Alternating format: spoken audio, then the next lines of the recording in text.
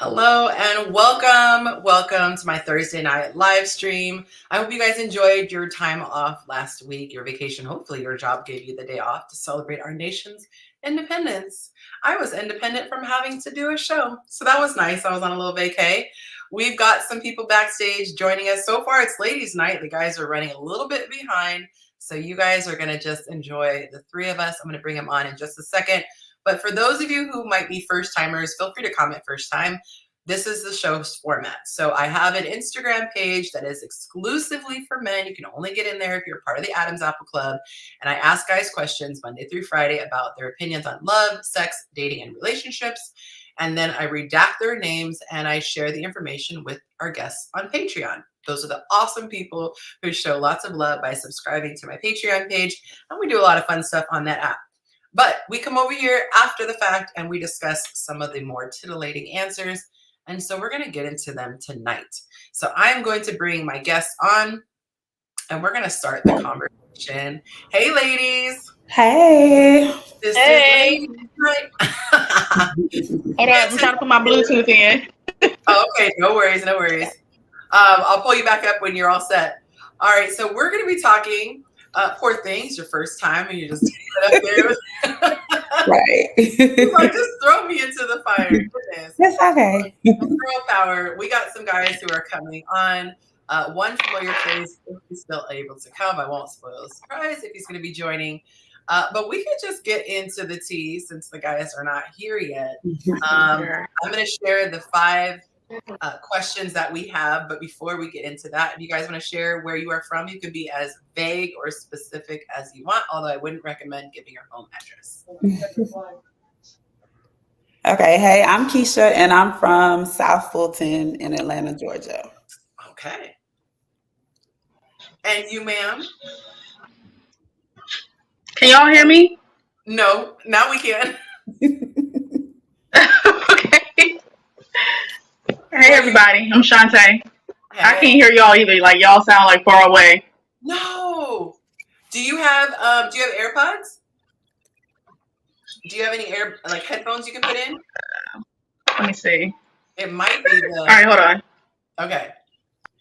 All right, I'll let her get her stuff together backstage, and then we'll bring her back on. Oh, is that plum color wallpaper or paint? It is I forgot the color, but it's definitely purple. It's pretty. Thank you. I like that. So I'm going to, we can just go a little bit off the cuff because the guys were supposed to be giving their opinions on the topics. But we could actually start out with one of the bonus topics for now and just get your thoughts. By the way, just want to put this out there. I do like to let people know if you are single, feel free to let the good people know so nobody gets in trouble sliding in any DMs. But are you comfortable sharing your relationship status? Yeah, I'm single. Okay. All right. Fellas, it's okay to look. All right. Unless you're not single, then you watch the show like this. We got Jacob in the house. Hey, Jacob. Boy, you better get yourself on stage. Look, like it's his job. We need you on stage. The guys left us hanging and we got to dissect y'all's answers. So one of the topics that was going to be a bonus one that we will just start with. Have you heard of that group on Facebook called Are We Dating the Same Man? Yes, I have. Oh, what have you heard anything good or bad about it? Or so I'm not active on Facebook, so I've never been on it. But I did hear about one of my possibles, the ladies talking about him on there. So okay. Now would you believe it if you were in that group? Is that something that would deter you from getting to know a guy? That is a good question. So I think I would just continue to collect data. Mm-hmm. So I wouldn't believe it off the bat, but maybe if he disappeared or, if he was at certain places that the person said they were, it would depend on how much detail. Okay. So I wouldn't automatically believe it, but I would gather evidence. That's kind of a tough thing because it's like there could be a motive, an incentive for somebody to be shady and messy if it didn't work out with them, and try to deter him from having love. But then you have the other extreme that somebody who really dodged a bullet, and they're like, man, you got to let these people know the MO. I don't know if you could hear backstage. Hey, Keith. Hey, Kaylee. You heard about, we're talking about the Facebook group. Okay. What are your thoughts about that group? Someone posted on Patreon an article about that, and it was interesting. What are your thoughts? Are you even familiar with that group? I'm not, because I'm not even on Facebook. But I don't know what I would say or what I would do, because I would just be looking through the comments to see if, we're all dating the same guy. And I'm like, if we are, I'm gonna be like, you know what? No. Right. No, No, if it was more than one person, then I would definitely. So one person, I'm gonna fill it out. But if it's like 2 or 3 and their stories are similar and I can tell they're real people, yeah, that's gonna impact things. Right. He's just doing the same thing with all of us. You ain't even switching it up, sir. Like, switch it up. By the way, you guys, let me know if you're watching from the comments. What were you saying? If he was just honest about it, it wouldn't be that bad. Right. Let's see. I forgot to put on here. There we go. All right. So make sure you guys comment your city and state so I can see where you're watching from. So I know you were saying, Tay, that you're not familiar with it, but it's a group that started out basically as a way for women to alert other women if there was funny business going on. I think it was meant to be like if someone is in a relationship with someone and then they're he's in a relationship with someone else, but it also turned into I think people say SA, if there's SA on a woman, I don't know if we could say that on Instagram, but a certain type of attack. Yeah, it's a certain type of okay. Yeah, I was about to do a gesture. Okay. But that kind of attack, and then that person, people can know to be cautious, but in the article it was saying that there was a guy who read that he was accused of something that he absolutely did not do, and one of his female friends let him know. So I know there was a joke a couple years back. Someone said, man, I wish there was like a Yelp for dating, and I said, yeah. Someone said it would be called Whelp. Right. Well, but it would be difficult to really know if someone was just being bitter or if someone is truly just looking out for someone. So those of you on Instagram, I know you just saw the live stream, but this is to remind you to come on over to YouTube. Water's warm, cast is great. So enjoy the panel and the discussion and shoot on over to YouTube. Just type in Chasing Yonci and we'll see you over here. But yeah, that was definitely something that I don't know. I think my curiosity would get the better of me. I don't know if a guy would be offended if you said, hey, by the way, your name came up in this group. I think it's kind of tough because back in the day, there used to be community. So let's just say if, a guy was dating Tay, he could kind of ask around or be like, oh, she's been known to hold guys at gunpoint, on date number 2 or whatever. At gunpoint. They still do that. Bugs, so watch out. They still do that. Right, they be asking around. Well, But it's like if you're dating from in another city, like with my guy, I didn't know anybody who knew him. He could be telling me anything. It wasn't until we were in the mix and I started meeting his crew and all that stuff that I started to be able to talk. But yeah, you can't really do any recon and that's difficult. So all right, so the guys are leaving us, and see, here's Jacob teasing us. He's in the comments. He's one of the cast favorites, so he better come on. We're gonna peer pressure him into coming on. Oh yay, Amanda's here. Hey girlie, nice to see you. Hey. So we might have to switch it up tonight. We might have to switch it up because it's an impromptu ladies' night because the guys are supposed to be giving their take on the questions. But there are plenty of juicy topics that we could get into in the meantime. So I have my my coaching group, and one of the exercises they do is to communicate with guys on a dating app. There's one of the weeks of the exercises. Child, I had them putting their screenshotting their information. By the way, is there a TV in the background that can be turned off or something? I'm hearing voices and things like that. If so, let me know, and if that's something that can be done. But I'm telling you guys, in a couple of these, Or if it's me, it could be me if you guys are playing it on a different channel or, playing YouTube on a separate device, it'll give feedback. Anyway, so we're looking at the conversations, and I kid you not, the ladies would be like, hi, how are you? Hi, my name is Bob. And then she'd say, hi, I'm Linda, whatever. And then it's just like, I'm horny. I mean, they went 0 to 1,000. And this is multiple people. I mean, we're grown here, so I can give some of the examples that they said, okay? He said, what's your favorite thing to make? I think something on his prompt was about food. And she says she likes making mac and cheese. His next line, but do you sound like mac and cheese? And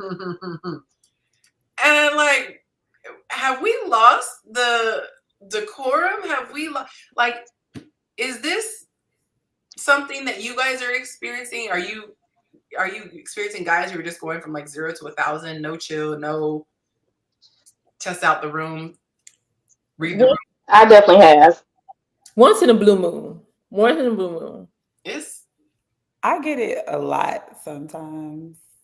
So definitely more. I don't do dating apps. Mm-hmm. So I actually get it in person, which is even kind of worse. Yeah.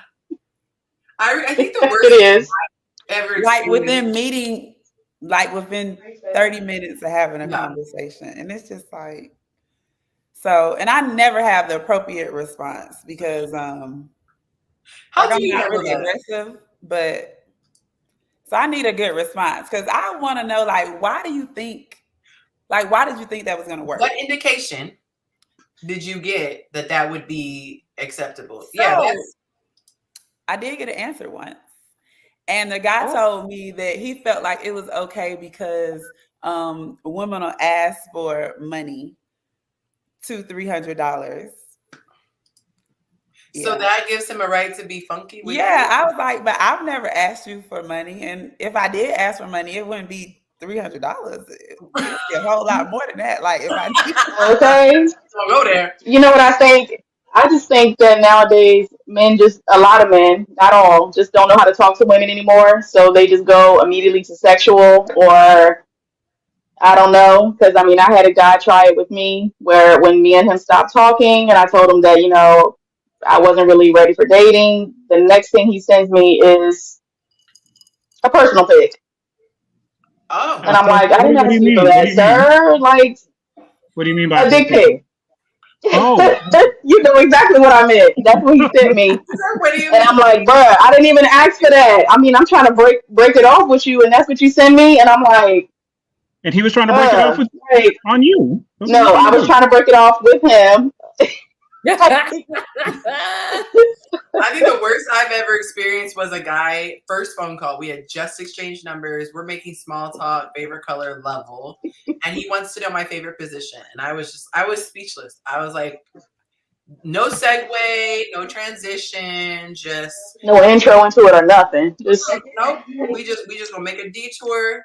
And so I'm just thinking, well, obviously those guys are just there for one thing. One guy literally said within his second line, she asked, like, how's it going?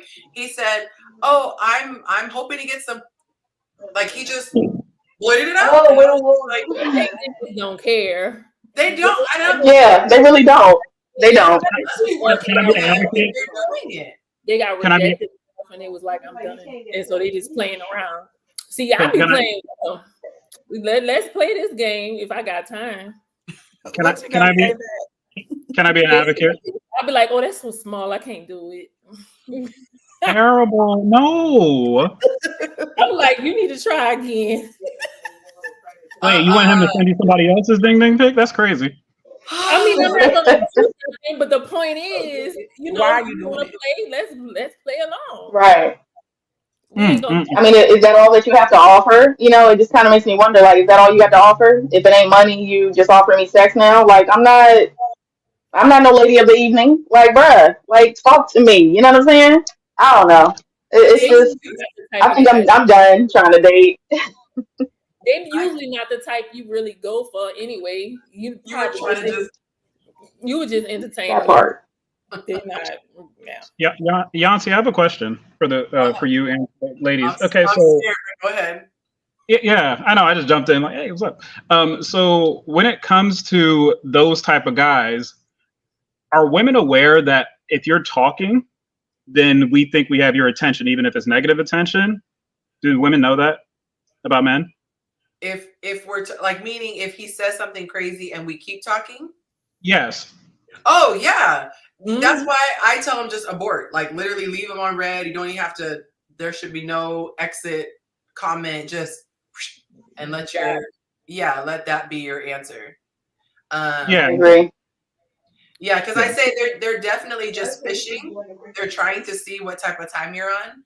And so, you know, if and younger girls or women who just, I guess, aren't educated on that, they'll usually just like laugh out of nervousness. And there's this natural nature with, you know, feminine to be agreeable and not cause, you know, issues and things like that. And so it's hard because in that moment, that does need to be turned off. Like that person does not deserve that agreeableness and the go with the flow. That person needs to get abrupt, you know. And I think if enough women did that, it would deter the men. Because like I was saying, it's obviously working if he's doing it over and over and over again. And he's, you know, he's risking it all. Yeah. Yeah. Y'all know that? That is just attention. Okay, so I'll give you an example. So in a lot of times, like you guys ever saw Charlie Brown? Like you ever watch like Charlie Brown, and then basically you hear the teacher, and the teacher's just like womp womp womp womp womp. Okay, so a lot of times when you're talking to a guy, whether it's whatever stage that you're in, there are some times where he knows that you're just talking. As long as he has your attention, he ain't really hearing your words. If he has your attention, then he knows that I have a chance or an opportunity, or he thinks he has a chance or opportunity to deal with you. And like Yonci said, a lot of times he knows that in some capacity, this has worked for him. Even like with cold calling, you might only have a 3 or 4% ratio, but if I hit 100 girls up and I get 3 or 4, boom, it's something there. So that's why it's really important for women to kind of just abort. And that's not considered ghosting. If I don't know you, it's not ghosting. You didn't even know me. So it's just sometimes you're foul. I think that if you're foul, it's okay. Even if it's called ghosting, I think that ghosting is acceptable in those moments. It's in those scenarios, yeah. Eject button. I agree. Anthony Galbraith says it's the mind game, actually. So what are they going to get out of the mind game? Right. It's a war of attrition. Lorenzo says, good evening. Good evening, Lorenzo. Thank you for joining. You should jump on the panel. Kaylee is hiding. I don't know why you're hiding, girl. You need to come on and join the cast. So I told the girls we ended up having an unintentional ladies' night. Oh, it's Lindsay. Are you feeling brave? My bad. Camera. Well, no, there were a couple of guys. I know Willie's running late because he's parenting. So that's honorable. And then I have another person who's supposed to come on, and I was supposed to remind him. And so I kind of reminded him 1 minute before the show started. So we'll see if he remembers. But I was holding off on asking the questions because obviously we want to get a guy's take. But let me see how many guys are in the chat right now. Comment guy if you're a guy, although from the pictures I can kind of guess. But I want to see how many of y'all are on there. And anybody who is in a position to snitch for me, I need to see how many likes there are, because y'all know we got to get those likes up. So if you are enjoying the show and you are watching on a cell phone, you're going to have to close the chat box. Then you'll be able to see the like button, and then click that like button and go right back onto the chat. Also, please drop your city and state and let me know where you are watching from. Yes, Keith, jump on in.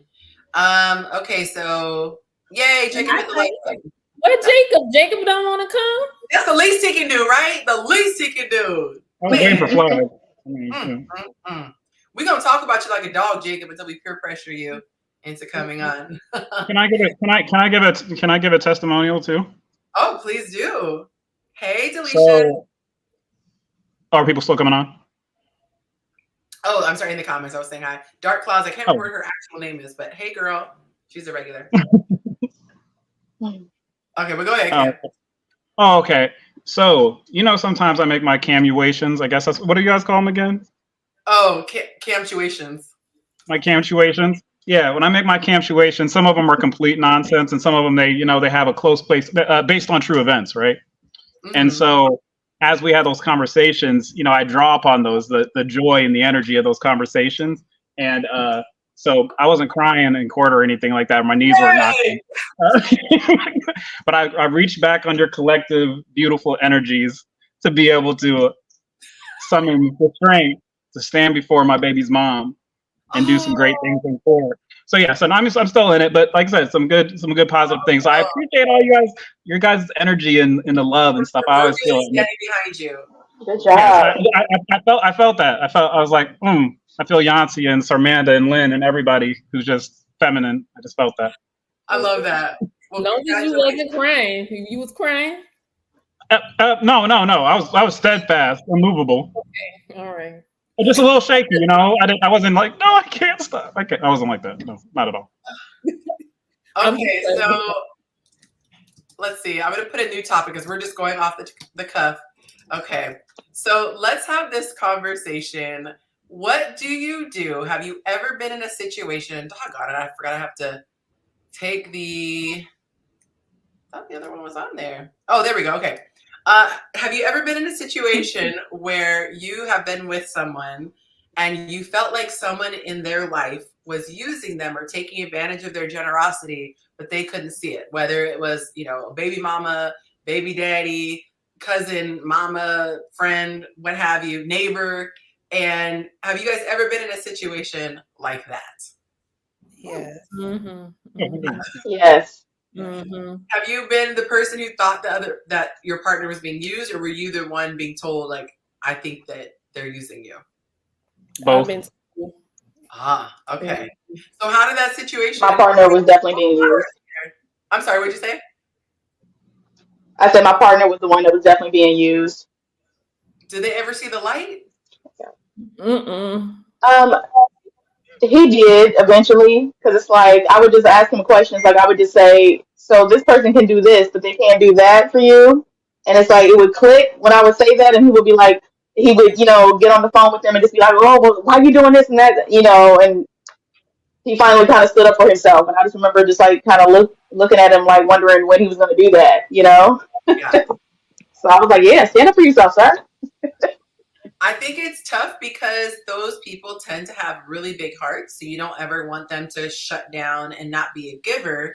But it feels like people who are manipulators have radar and they can pick up on it. Like if they know Keith is real generous, it's like, suddenly, Keith, I need this, I need that. And you kind of go, well, how did you survive when Keith wasn't in your life? Because you're a whole 50 years old or 30 years old or whatever the case may be. So I'm just interested to hear how those situations are handled. I tend to be the tougher one in my relationship. I'm kind of like that no nonsense. I used to be much more impressionable in my 20s, and I'm like, I don't want to cause a stir.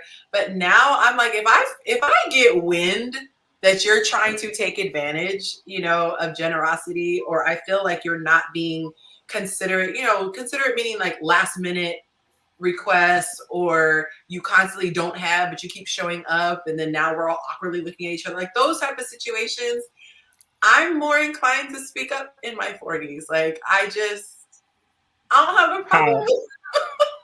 How do you do that? I'm just very direct. Now, sometimes I'll play stupid. I'll be like, so what was the plan? Or, so I was talking to a friend today, and she was saying that she invited some people to go out for her guy's birthday. It was her guy's birthday. And so they showed up at the event, and there was a cover at the door. And so a third person said, so-and-so and so-and-so are at the door. And she and I both were like, our response, she said hers was, and I said mine would have been, okay. Like, I would have kept eating. I would have kept doing whatever I'm doing. Like, okay, you just gave me information. I don't understand why I'm being told this. Like, they can do what everyone else is doing to come in. But her guy was like, and then I'm sure he sounded just like that, by the way. And then just went and snuck behind her back and then paid for them. And it came out later, and she was not happy because they are adults. They are grown adults. Probably have grown kids. And so in those situations, I'll just stare back. Like, we can both look at each other dumb. Like, I'll keep on. I don't feel that it's kind of like that sales thing. whoever speaks first loses. Mm. I'm gonna be Just quiet. current. I'm gonna be dumb. You can feel awkward. I'm not gonna feel.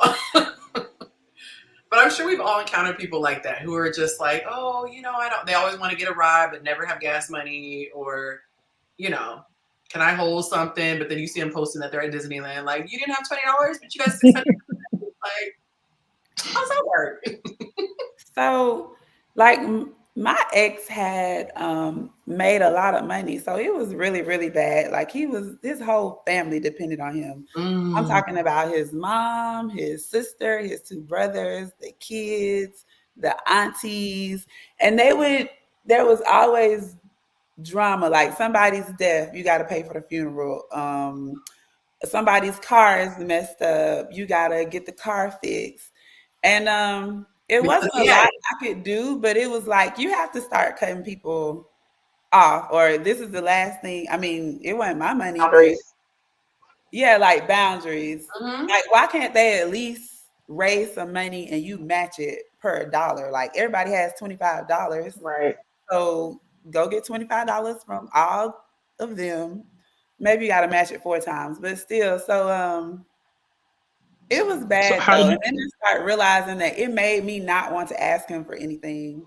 So I ended up Everyone else is doing it. being neglected. Yeah, because those people, they were horrible. Yeah. How would you handle that situation? Sorry, can I ask this real quick? So let's just say you are the one person in your family who went to college, and maybe you got your doctorate. Now you have a really good job. Or it could be a situation where you hit a really big amount in the casino or something like that. How do you handle people coming to you and asking, like, I want to pay my car off, or, I really wanted to get this done, or we're trying to, whatever the person's asking, especially if it's like it's not like I'm going to go get a BBL. Maybe it's like, I really need that eye surgery. How do you handle that situation? I think that would be the most awkward situation, because life is not fair in that sense. I know some people want to have a society where everyone has the same amount, but I think at the end of the day, a lot of it is about people's mindsets. Like, some people are just naturally going to hustle, and they're naturally going to make $1 out of 15 cents. And there are other people who could have millions, and they're still going to have that handout mentality. So how would you handle that if there was a massive, like she described, a massive difference in your bank account and everyone around you's bank account? Jacob says a simple no. I always give what I want to give. So I just make sure, like, is this what you want to do? Is this what you want to give? Are you being pressured? Like, what do you want to do where you're not going to have any expectations I like that. or any hard feelings? And then I stick with that. But then if I find the person doesn't ever do anything for me, like, the next time I make myself go, no, Kyshia, no matter how bad you want to do it, you can't throw that girl that party because she don't even buy you a drink when you go out. So. Right. That part. No, I like what you were saying. Give what you can give. I just realized I thought I had sent the information. I didn't. I'm talking mess to him. Jacob, the link is posted in on the men's page if you want to grab it from the story, and I also put it in the group chat. So if you want to join, I'm talking all this messing. He probably didn't even realize it was posted. But I tell the ladies, when you're dating, only give what you're comfortable giving. If you were, what you won't regret if you don't end up in a relationship. So if you're giving something thinking, oh, this will be cool if I end up in a relationship, or like if I have this baby, it'll be cool if we get married. Don't invest before you have. There are guys who be like, let's have the kid first, and then we'll get married. Well, after we get that second kid, so if you're gonna regret it, just don't give it. That's a good way. I thought y'all believe in love. Y'all ain't just gonna go in head first? What's going on? If there are things that you'll be mad about, but my dad said it. He said, when you loan money, and you don't say this to the person, but in your mind, you're giving it to them. Right. And if you have that mentality, you're just like shocked when you get it back. But if you give it like, ooh, I better get this back, you're gonna be burned. Or if you gave more than you could afford to give. So he's like, if you give it, and he said same thing with secrets. He said, tell that secret expecting for it to get out. And if you can't afford for that to happen, you probably shouldn't even be telling a secret. I was like, that's kind of Yeah, I don't loan That's them. facts.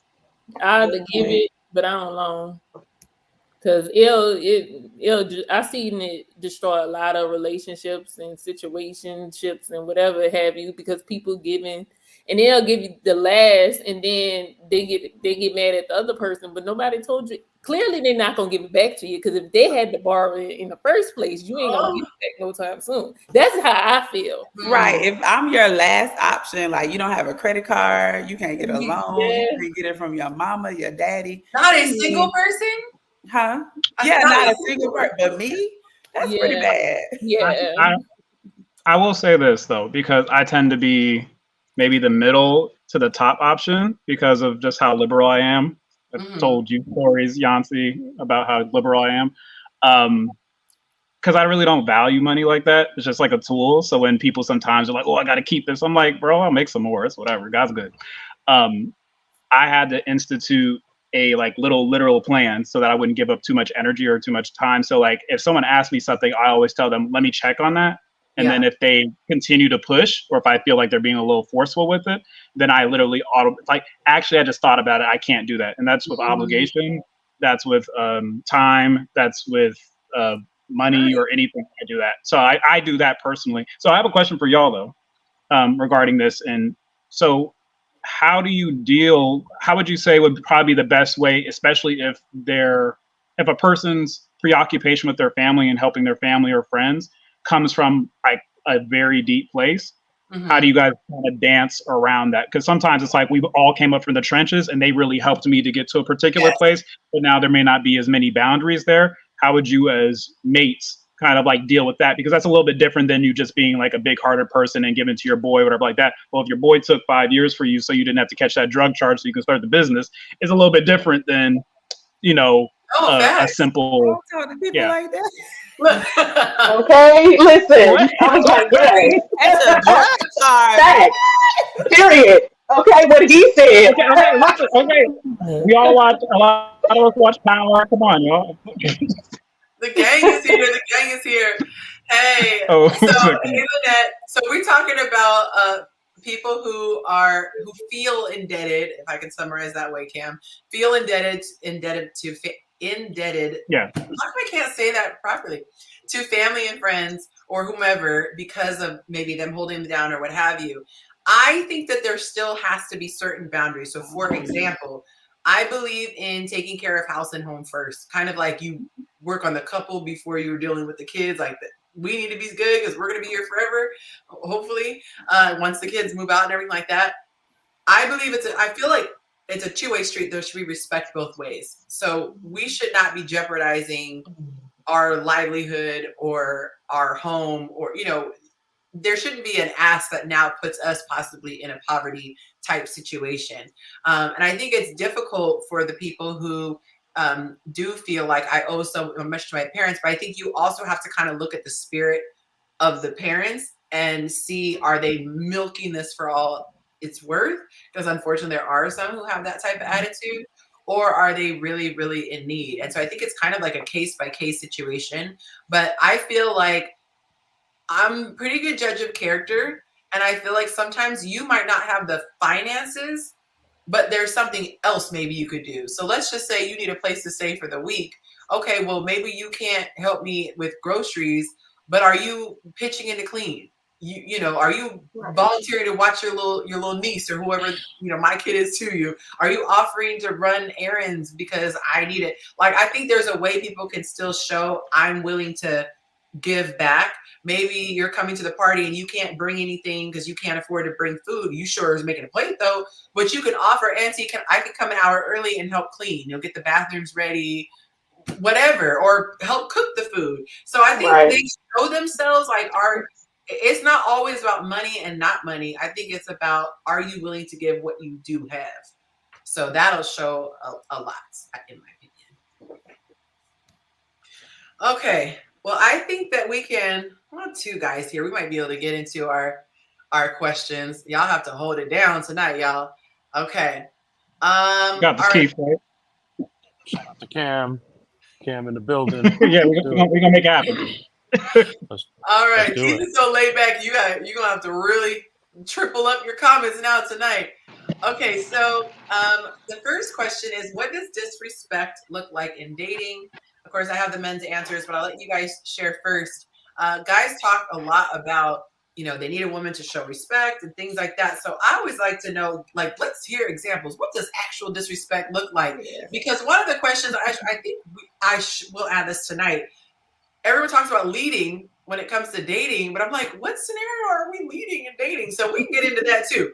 But what does disrespect look like in dating? Do any of the guys want to take a stab at that first before we get into these comments on the men's page? Go for it, Cam. Okay, I get the first one. You got the second one. Okay, so disrespect is, well, I'll start with different stages of dating. So the first stage of dating, if we don't know each other from box of chocolates, I don't know where I got that from. God bless me. If I don't know you from Sam and I'm dating you and you just don't have basic courtesy, that would probably be, so for instance, I'm taking you on a date, you're constantly on your phone. I would consider that disrespectful. Disrespecting your time. Yeah, disrespecting my time. If you, like I said, canceling late, not being, like I said, time, I think is a big consideration. Not reciprocating, I think, can get to a place if you don't have good enough boundaries, which I think a lot of adults still are working on boundaries, especially in our age. I consider that disrespectful too. So with that, I mean, like, if I think in one of those sections you had put it up, and I put like, I'll go and pay for like dates, or I'll initiate dates like 2 or 3 times. But if there isn't any type of reciprocity shown in like that, like where like you're actually going out and doing something, I consider that inconsiderate and it's borderline disrespectful. So at that point, I'll probably start. Do homemade cookies count as reciprocation? Say it again? Oh, do homemade cookies count as reciprocation for the 2 dates? Listen. Anything that a woman can give me, like actually give me outside of like nice words, because words, like you guys do 10,000 of those a day, would be considered reciprocation. Okay. Yeah. So like anything that could be like that. I don't expect you to come, like when I give stuff, I give it. But if it's just so lopsided that we have to have a conversation about it, I might make a little joke at first, but like, I really shouldn't have to get to a point where I do that. So I would say those are 2 early dating things that I would say I would consider disrespectful. Last thing I'll say, and then I'll pass it off to Keith, is that if we're in the later stages where we're actually kind of like talking about each other's past and things like that, there are certain things that you need to disclose to me so I don't look crazy. Because the biggest issue I have in terms of disrespect is that don't have me look stupid or not prepared for something. So if you have, hey, yes, I mean, I can give you an extreme example, but I'm trying to keep you on YouTube, so I'm gonna try to get a less extreme example. Let's say if you were a curb dweller. Say it again? I said maybe she has something that's YouTube searchable. Yeah. So, yeah, YouTube searchable. Maybe she was a purveyor or a provider of adult content in some capacity. Maybe she wasn't on the internet. Maybe she was just in the neighborhood, and she's done a lot of things in a particular region or area. I would need to know. Yeah, like I said, if you were a curb dweller, entrepreneur in different capacities, let me know so that I can be prepared for that, because people have passed. So don't put me in a situation where like I'm kind of surprised, or someone can come up to me and like laugh and giggle at you, and then I'm like, why is he laughing and giggling at you and me? Right. What's going on? So to me, that's disrespectful. Not kind of giving me foreknowledge to be able to kind of like still maintain my respect in the community. Okay, I like that. And also, ladies, I'm going to flip it to you since we're the majority tonight. And what would disrespect look like to you as a woman in dating? Keith, did you have anything you wanted to add before I give my 2 cents?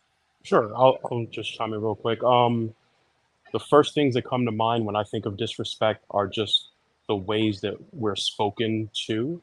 Mm-hmm. So whether tonality, yelling, name calling, any things like that, any shaming, or as some people would call sign language. That's the first thing that came to me. Another thing I would say is like lying. Anytime you're like lying to someone or just, for lack of a better term, gaslighting them, blatantly ignoring what, like, let's say, for example, if I ask someone a question and they totally ignore it, that's a sign of disrespect. Yeah. I guess the only other things are just emphasizing, like, let's say, for example, how unneeded a man can be. Mm-hmm. I don't need you, this and that, whatever. Mm. That's something that can be Very very good. common nowadays, unfortunately, That's that can good. be looked at as disrespectful.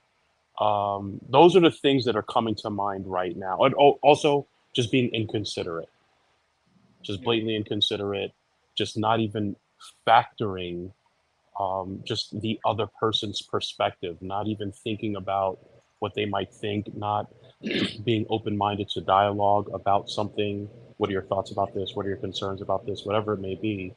And I think all of those things cumulatively would be considered disrespectful. Okay, your stuff reminds me, or similar to the things that I thought about, like, don't hang up in my face. Like, to me, that is so Ooh, yeah. disrespectful. Even if you're really angry and you're like, I really need to go because I don't want to say something, whatever. But don't just like that is so like, don't ever call me again because I'll never answer. Adults do that. Like, Yeah. Hang You'd up. be surprised. what? Hang up? The Can I- You'd irony. be surprised. So Yonci, let me ask you about that real quick. Okay. So you know how heated certain people in their conversations can go, because this has happened to me like 2 or 3 times, where I'm talking to somebody, I'm giving them these bars, whatever like that, and then we get to a point where she's like really irate, she's yelling all that other kind of stuff, and I'm like, I don't want to hang up on you. I'm like, hey, listen, I'm gonna get off the phone because I got things to do.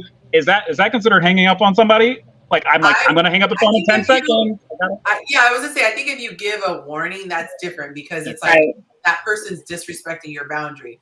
But if you just are like, oh, I don't like that you went and got coffee yesterday and didn't tell me, click. Like, and what's interesting is, so I actually dated a guy, and when we were first getting to know each other, I mean, he was like telling me about this. There's this one thing people cannot do. I mean, he put so much on it. If you ever hang up in my face, we're done. Like, there's no coming back. I mean, he laid it so thick. Okay. Guess the first thing he did? Hung up in my Hang face. up on you. Right. See, like, That's crazy. I can't stand a hypocrite. I cannot stand. Even if I didn't care about being hung up on, the fact that you made it such a thing, and then you was, go and do it. What were y'all talking about? Do you remember what y'all were talking about? It wasn't even anything like crazy. It turns out he just had a hair trigger, and it's wild because you start to learn things after. But his sister and I bonded. Like, I met her, and we spent a holiday together. It was crazy, like the family. And so she and I bonded and exchanged numbers. He doesn't even know to this day that we had each other's numbers. But she let me know that he has a lot of triggers and hangups from his relationship with his father that he just never resolved. But he was one of those people where literally you have to walk on eggshells. If you said the wrong thing, I think it was something like offering to make the kids a plate, or I went to make an egg, make an egg, and he said, oh, what do you need if you're, I was going to stay for a while at his place. And what do you need? What groceries, blah, blah, blah. And so I'm like, okay, this is going to be a casual environment, what have you. And one morning I think he was gone or asleep or something. So I just went to make an egg. He was so triggered and said it was disrespectful that I was rummaging through his things. And I was like, rummaging through your He said, yeah, you had to open drawers in the kitchen. And I was like, oh God, I saw your spatulas. When I tell you it was not normal. Things that not the egg beater. I was clutching at my phone. I mean, home. You would have thought that he came in and I was in his office and was like going through drawers and roughly for some eggs. Just little things just really, really, really, really, really triggered him. And he would always read into stuff and think that I was mad. I remember one time I was frustrated because you ever talk on the phone with somebody and all of a sudden you're just like, you hear them talking in a full conversation to someone else and you're like, I hate that. Okay, right. You're mid-sentence. And it kept happening with his kids. And so by the time it happened again, I think we were FaceTiming. So my face was just like, And I'm just frustrated. So he saw frustration. And so he blew it up into a thing that I didn't like his children. Crazy, because they were adorable. We had the best relationship. I didn't like his children. And I was like, no, I just would like, it would be nice if you let them know, hey, if daddy's on the phone, you know, can you stand there? Because I say my kids, if they need to speak to me, they'll stand. I taught them to stand in my presence so I see them, because I know sometimes it's time sensitive and we're talking for a long time. And then I'll wait till organically there's a point in the conversation where I can then say, just a moment. Yes, sweetheart. And then ask. And so he just went from 0 to whatever. And was one of those people where he would get himself so riled up, you couldn't even say anything. And so I think that's actually what was one of the things. He was in such a tizzy that he just, like, I can't be with someone who doesn't like my kids. And I'm like, that couldn't be further. That was the hardest part, was having to say goodbye to the kids, and, you know, not even him. But yeah, that to me is just, there's no reason for that. Like, unless it's a situation like Cam was talking about, someone's like cussing you out or screaming at you. Yes, absolutely. I think it's safe to say you dodged a bullet. Oh my God. Yeah, I agree. I at like 1 a.m. because I was so infuriated by him. It was terrible. Bless his heart. Hope he got help. Right. Another one I would add. Oh, go ahead. No, I said after you guys' comments, because I would love to hear them, I want to ask you guys something petty about this topic. Yeah. What? Cam Petty? No, I would say my other ones would be yelling. There's no reason to yell, call me out my name, curse. Disrespect to me would be not showing up or waiting until like 5 minutes before to say you're going to be late. Like, you know, or just being late. Like, you know, anywhere you go, you put your GPS and you could see what time. So you probably knew 40 minutes ago that you're going to be late. So to me, that's like super disrespectful. What do you guys have on your list for this? Is when you're just getting to know someone. Don't talk to me any kind of way. That's my biggest thing. Talk to me any kind of way.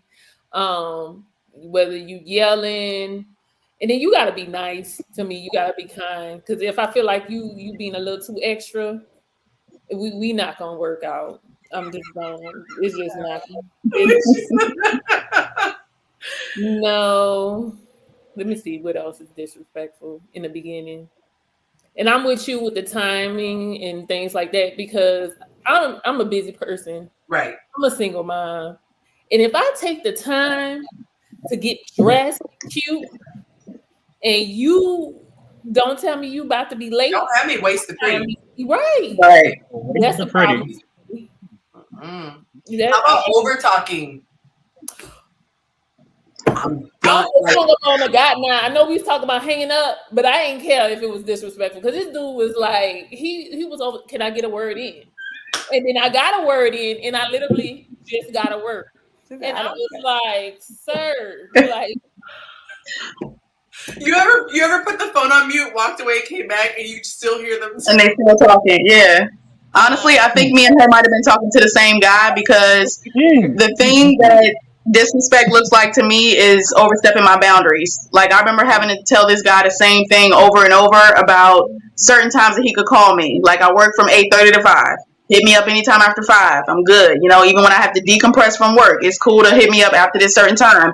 He would call my phone at like 4 o'clock. He would text me all hours of the day, and I'm like, okay.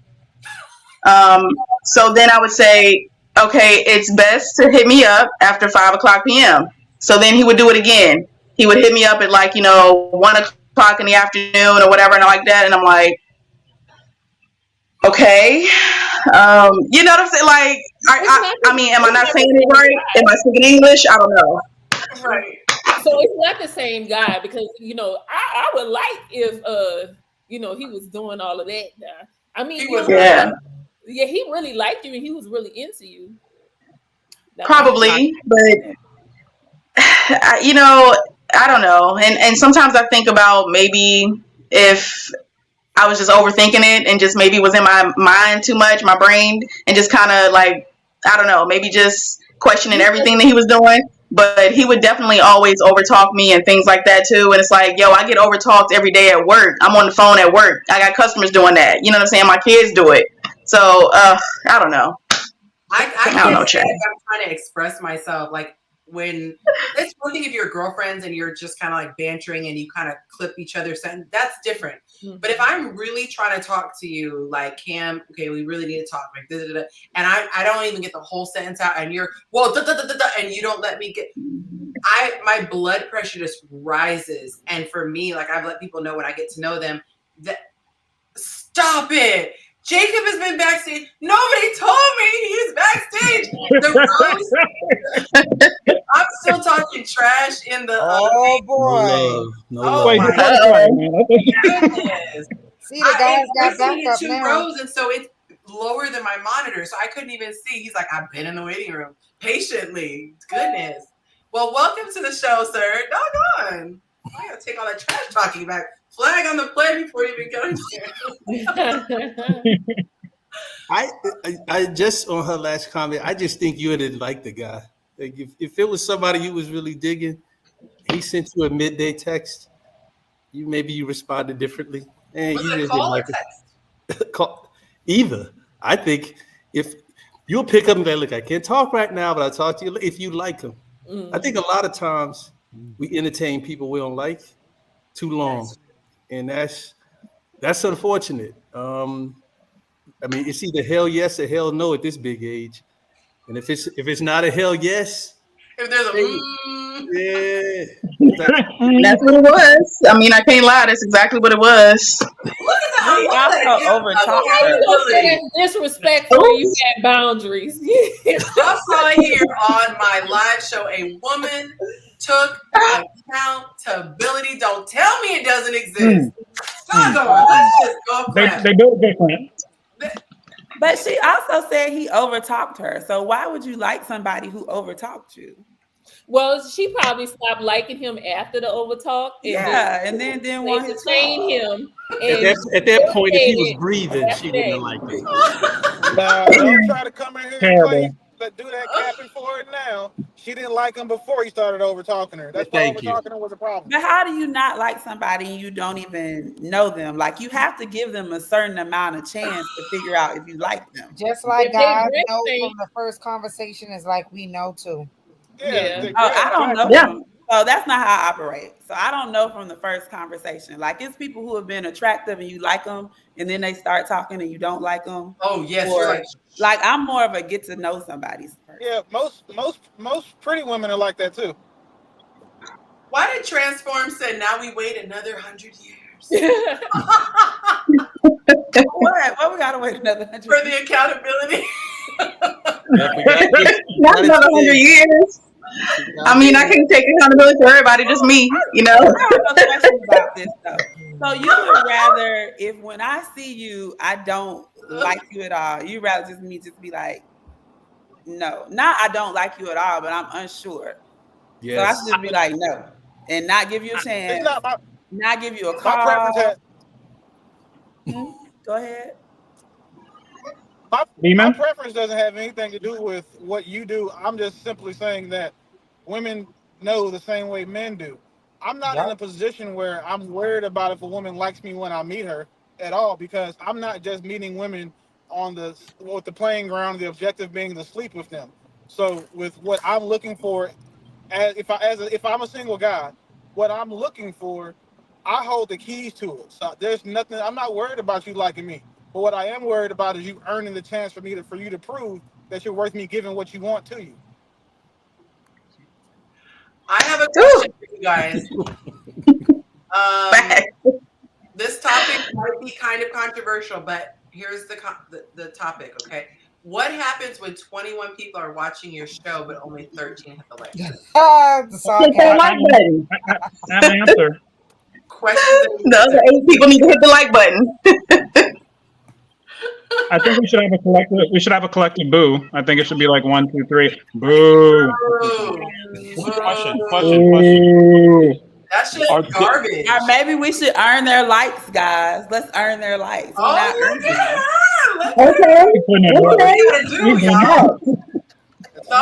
What we gotta do. All right, so we are going to go to question. Oh, I didn't get these answers. Okay, so just read a couple. Over talking during a conversation, being late, having an Android phone. let me put the disrespect question back up. Hold on. Okay, there we go. All right. Having an Android phone, lack of consideration and setting boundaries for your partner that you don't hold yourself to, like hanging up in people's face, but you hang up in their face. A man wanting to dictate and define what being a man is, wanting men to adhere to traditional male gender roles and notions, telling him what to do, how to do it, when to do it, having a critical spirit, and he had a lot to say, and constantly putting him down with criticism, body language like rolling your eyes, sighing, huffing, hands on your hips, fingers tapping, throwing your hands up in the air like you just think using an angry mother tone of voice, scolding him, verbally attacking him, yelling, throwing things, cussing, and not apologizing when wrong. How do you really feel, sir? That man is describing his mother. Yeah, that's what I was like. Yeah, I was thinking it. Describing his mom, 100%. I was like, who hurt you, sir? I was about to say that was his last girlfriend. I thought it was. Yeah, that was I was thinking too. That was his last girlfriend. I'm sorry, I didn't. That's his mom. Yeah, I didn't mean to type all that. I didn't mean to type all that. I'm just joking. I'm just joking. That was his last girlfriend. Oh my God. Okay. We gonna read one more because we can't go out on that one. All right, he said being stood up, no call, no show. That is very disrespectful. And then when we do talk, her calling me, it's not a big thing. Something came up. Oh, when are we getting together? He said, never. Okay, with the deuces. Okay. Yeah, with the deuces. Okay. All right. So next question. Oh, Cam, you said you wanted to ask your question. Okay, so we were talking about I think being like how we deal with boundaries and liking things. I was trying to understand, especially like the last conversation we were talking about, how do you guys sometimes become petty if you're in like a intimate relationship with somebody? Like, let's say the guy didn't like eggs, right? You said like, he's like, don't go through my refrigerator and stuff like that. Or he didn't like you cutting them off. Have you ever done things like that in a relationship or in an argument just to kind of like, just to be a little bit petty because you were so frustrated that they weren't listening to you? Do you guys have any stories of bringing back things that the people don't like just to get under their skin? I'm very petty. I think if I've ever done it like spitefully. The petty that I do is for hypocrisy. Like if you are a hypocrite, I will do the same thing. So if you say, for example, nonverbal, like this was a real thing. Nonverbal communication should like I was told I was being too nitpicky about their nonverbal communication that I said was aggressive. So I said, okay. And I waited. I waited until they had something they needed to get off their chest, and I gave all the nonverbals that they would give. And when they were like, ew, I said, oh, but nonverbal, I'm not saying anything. Ooh, that was good. I'm not saying anything. So I have an answer for that. Yeah. Okay. You have another follow-up question?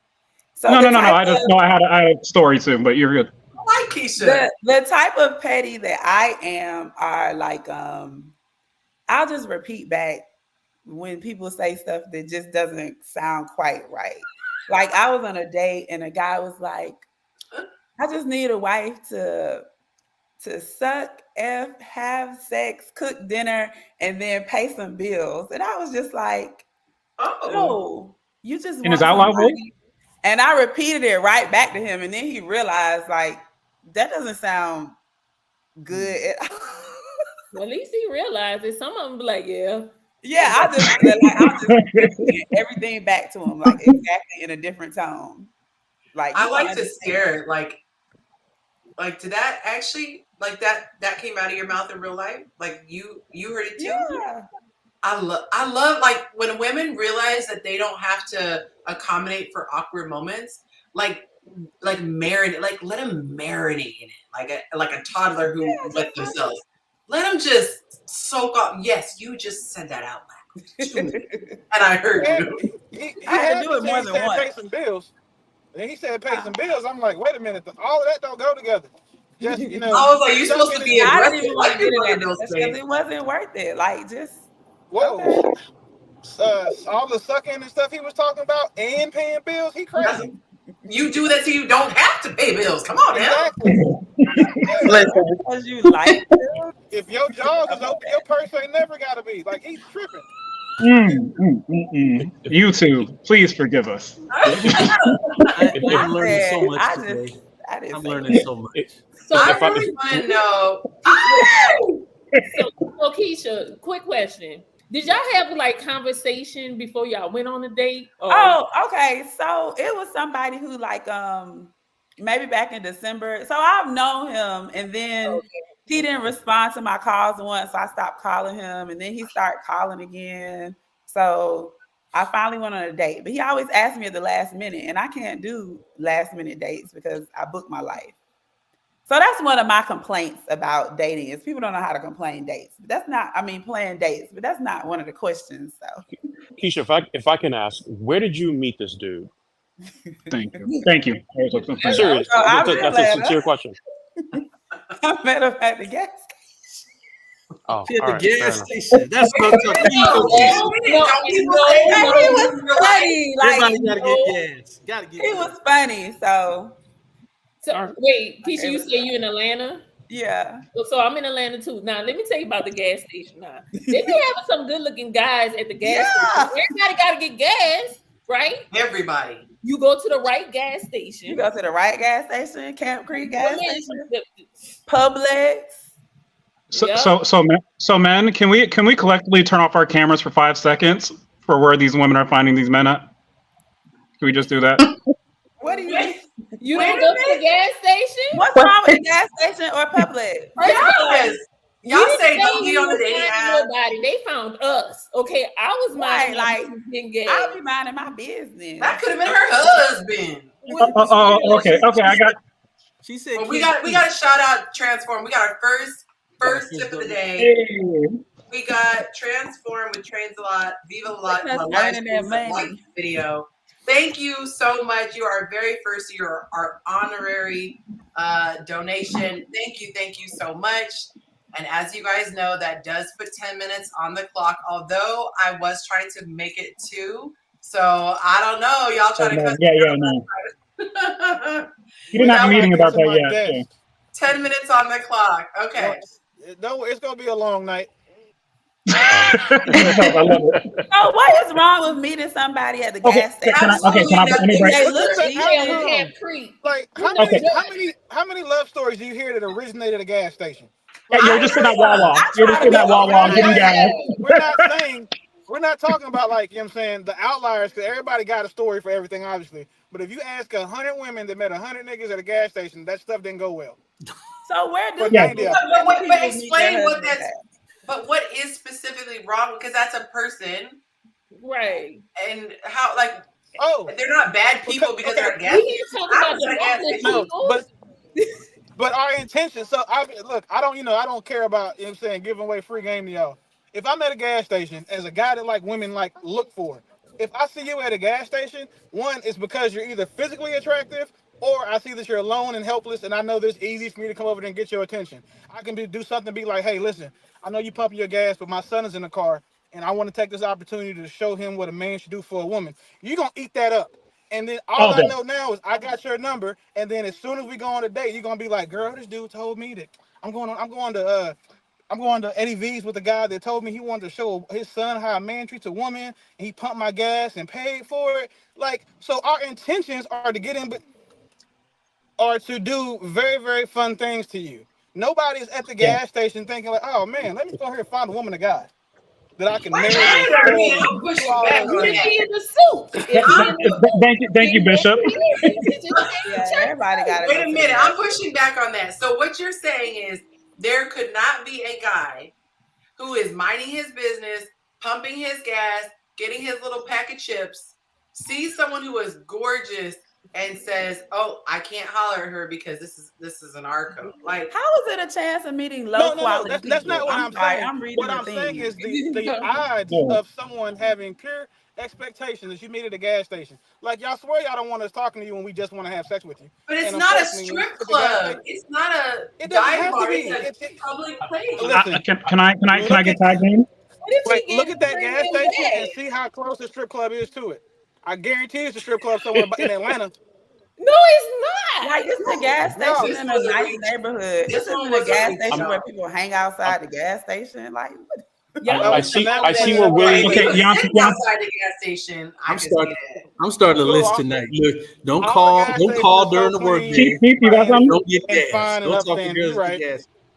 We're gonna I add see where church Willie's and coming gas from. stations on the list of places where to go I meet see. men. Church, I see where the Willie's grocery coming store, and then from. gas stations. Yeah, I see where he's coming from. I'm going to challenge him in saying I think it comes down to the approach. Yes, How did the guy approach you? yeah, because he didn't approach me sideways. See, Like in game is the How did same. We he want to actually sleep with approach you? you. What did he say? he approached because I was in a car and he asked me, did I need to buy some rims for the car? That is sideways. No, And if you don't know that, That's Where's the flag at? I need the flag. The yeah, flag. that's sideways. What are we talking about? But I missed it. What happened? What happened? That was Respectfully. That's a step above you thick AF. That's Wait, what did he say? I missed it. Step Y'all, I'm above over here you, trying to Trish. catch up on the I'm backstage text that I didn't see. What did she say? He asked me, like, did I want to buy some rims? Yeah, that's a step above you thick AF. Scammer. If that don't scream scammer, I don't know what is. Yeah, He's that's a scammer. Like, he has a job. Okay, can I? You know what? I'll back out. Real quick, y'all, can we do a golf clap for DA? DA dropped $20. We are extending the show 20 minutes. We are now 30 minutes in overtime. Okay. Thank you. Okay, Yonci, can I give another? I just want to say one more thing about the gas station. Like, Okay, I'm gonna give it you to you. can look at people and see not 100%. Like, you can tell when you're talking to a bum or somebody who has some business about themselves, or like all of y'all go to the gas station and get gas. So you might not talk to a woman from the gas station, but it doesn't make them a low quality individual because they're at the gas station. Like, nor does it make you a high quality individual if I see you at a high paying restaurant or in a suit. So I don't really judge. I think what Willie was saying is like I'm talking to somebody in the comments. I'm sorry, I wasn't responding to the probability of meeting a high quality man at the gas station. I don't know. Every Judge Judy episode that I watched, they met at the gas station. I watched Judge Judy. So in Atlanta, guess who I saw? I saw a couple of celebrities at the gas station. I remember Usher. He was at the gas station. They get gas too. In that particular gas station, that's where all the high rollers be at. So I might there. My ex went there, but I met him at the gas station. If Chris Brown asks for your number at the gas station, curve him, girl. Okay? If Chris Brown asks for your number at the gas station, now if he meets you across the street at the coffee shop, then you can get the number. But if he does it next to the pump, no. See, I don't care what they say. I ain't dating them. So the point is, if a fine guy come to me, and especially if he getting premium gas, and he was like, "Can I?" the premium gas.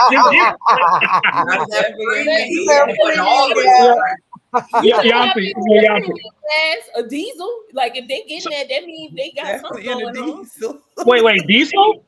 Diesels are serial. He's a serial killer. You getting diesel? Who has a diesel part? I need to make a list too.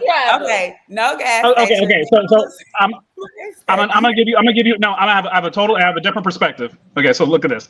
So how many of you guys would say it would be a great place to meet a guy at a nightclub? Oh no.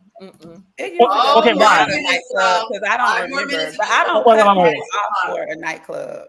Sorry, y'all. 5 more minutes just been added to the clock. I think we need to have something that we do when we get. I think we need because y'all weren't liking my sound effects. I think I was about to ask where you. I missed them. I liked them. Well, you liked my sound effect? Yeah, it was growing. Progress. It was progress. Yeah. Okay, let me get back into it. In progress.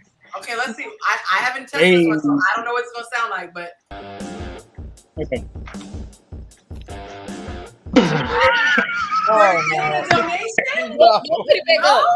The music, that's terrible. Respectfully. And you guys don't like. You said respectfully. Just put it back up. I'm a half a bottle in. Forgive me. Last time you had it and it was actually clapping. You said right before. Oh, we did have the clap. Okay, let's try one more before we go back to the clap. Okay. Redemption.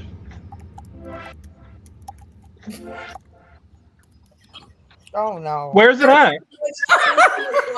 All right, back to the drawing board. You know, I was waiting. I was like, what? They have the nerve to call that dance pop. Ain't nobody dancing or popping to that. Okay. Anyway, as you were. Okay. So going back to my example is that I'm not saying you can't meet people there, but the expectation that I have that I'm going to meet a high level person in transient situations, it tends to be pretty low. So it's not saying you can't, because if I walk up on one of y'all and y'all are beautiful and everything else like that, and I have a good approach, then yeah, it's cool. But I'm not going to have a high level of expectation if I'm a woman or if I'm a man coming from either perspective. So that was the only point I think is saying, like, if I meet someone at a nonprofit and they're helping children, he probably has good character because he's not getting paid to do that. So he's probably going to be a higher quality guy, as opposed to, or you meet him at a convention where he's like doing something in his purpose. It's going to be a different probably exchange. The likelihood that he'll come out and be more quality of a person is going to be different than I'm going and Usher's out here like singing "Caught Up" at the gas station getting 93 pump gas. Like, you know, it's different. Not singing his dad, first of all, and he was in a I don't know what kind of car it was, because it's probably something I don't know nothing about because it was foreign. But no. The issue What isn't is a the gas low-quality station. Person? Wait. I just want to get this out. The issue isn't the gas station. The issue is you were inside of the car and he's trying to sell you something. That's the issue as far as I'm concerned. Now, if he approached you and said, I saw you from across the way, I just wanted to introduce myself, my name is this, get your name. Right. That's different. That is completely different than, hey, do you want to buy these tires? Like, am I bugging, or I can't, you know, I had a guy yell at me out of everything said, I get that the most. Thank you. I appreciate that. Thank you. All right. What were you going to say now? Steve, I'm definitely using that next time I try to pick up a girl. With the trick, I'm gonna be like, oh no, I can't talk to you because you're trying to trick me. Yeah, like, come on. What are we talking about? Even Usher's not trying to sell you anything. He's not trying to sell you. Like, what are we talking about right now? No, because no. First of all, they made it seem like you couldn't have quality guys coming. No. Right. Oh, That's what they said. Outside of New York, you can probably find a guy at the gas station. You say outside of New York? I don't got a car, so you're not going to find me at the gas station unless I'm outside of New York. Having said that, it depends on the approach. It depends on the situation. It has to be reasonable. You know, I'm not even going to approach a woman while she's in her car. She'd have to be outside of the car for me to approach her. What was that? I was walking. Oh, okay. I thought you were inside. Forgive me. But that's, you know what I mean? Like, that's the way I'm looking at the whole situation. Like, wait a minute. She's in the car and you approach her trying to sell her something. And then like, what? Maybe I don't know, whatever. I'll stick to my wine. Yeah, no, I'm gonna try. I'm gonna try now since people go for it. I'm gonna be like, excuse me, miss, I got some time. I had one guy approach me at the gas station, and he asked me for my information, and I gave him my email address, and he was so oh my god. Another thing that's disrespectful. Never give a man your email address. That's disrespectful. If a girl ever gave me your email address, we would actually have problems. I don't even know you, but we got problems. Give me your Facebook, give me your Instagram, give me anything else but an email address. The wrong number no more, because they're gonna call it right then and there. No answer, like. Why did I get an email saying this is Rodney from the guest? That's what I'm saying. He was a nice guy. Yonci, that was so mean. That was mean. That was mean crap. I knew how to respectfully curve it. I was like, but you gave him your real address though, the real email address. That's the least she could have done. Gmail.com. I'm learning so much tonight. Terrible. Jacob, don't start now. I'm gonna mute myself and I'm just gonna learn tonight. That's what I'm gonna do. Jacob, where are your flags tonight? Look, I'm just gonna listen. They're here, but I'm just gonna listen. Okay, I just want to make sure you have them. I mean, you guys are not paid to be here, but this is your job. I expect you here and I expect your flags. Just so you know. It's just not the same without it. Yeah. It's not. So I do hope all the women understand. Don't be disrespectful and get an email address. Please don't do that because that's disrespectful to me and nothing offends me. That's crazy. An email address is not. A girl gave me an email address once. If she offered me an email, I'm just gonna walk away. I'm just not even gonna Yeah, 100%. Just tell me you don't want to talk to me. I'm a big boy. I ain't emailing nobody. Yeah, exactly. Okay, question number 2. Ooh, what do traditional values look like in a woman? I feel that we talk so much about, I want a traditional man and he's chivalrous and he pumps the gas but doesn't ask for the number. Pumps the gas and he, changes the tires and all this stuff. He pays the bills. But there's not really a lot of talk about what a traditional woman looks like. So, fellas, let's mute ourselves. And that's what I was about to do. Yeah. From the women tonight. Let's just mute ourselves. No. Hear this. I'm I muting can tell you myself. what this guy told me. Red flag. Can I say something about the disrespect question? I just want to thank the guys for answering because I asked somebody that once and they was like, "What you mean? You know what disrespect is?" So I really appreciate all y'all for giving thorough answers.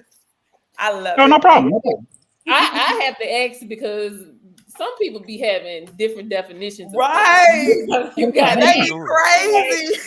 Like when this became a definition, okay, all right, but whatever. Yeah. Okay. So I know Jacob has muted his mic, and I'm not sure. Keith, have you muted your mic? I haven't, but I will if you want. What? Y'all should be answering this. Oh, no. Look at them mutiny. It's required to be on the panel. Oh. All right, guys. So do we understand? Yeah. We understand why the mute, like why it's kind of almost like hesitant to answer this question. You think you're gonna? Yeah, it's kind of. This guy told me just yesterday what a traditional woman is. Okay, so he said, "Y'all want me to go into details or just kind of sum it up?" Let's do it. Yeah. Remember reciprocity now. Yes. So we would. Oh, there's an echo. So if someone is watching the show on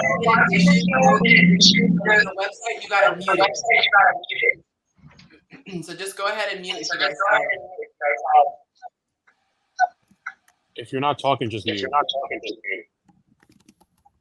So if anyone's watching, it's okay if you're watching. I have mine on the background too, but I have it on mute. We'll give it a second. By the way, we'll shout out, hi, Blondie. Nice to see you.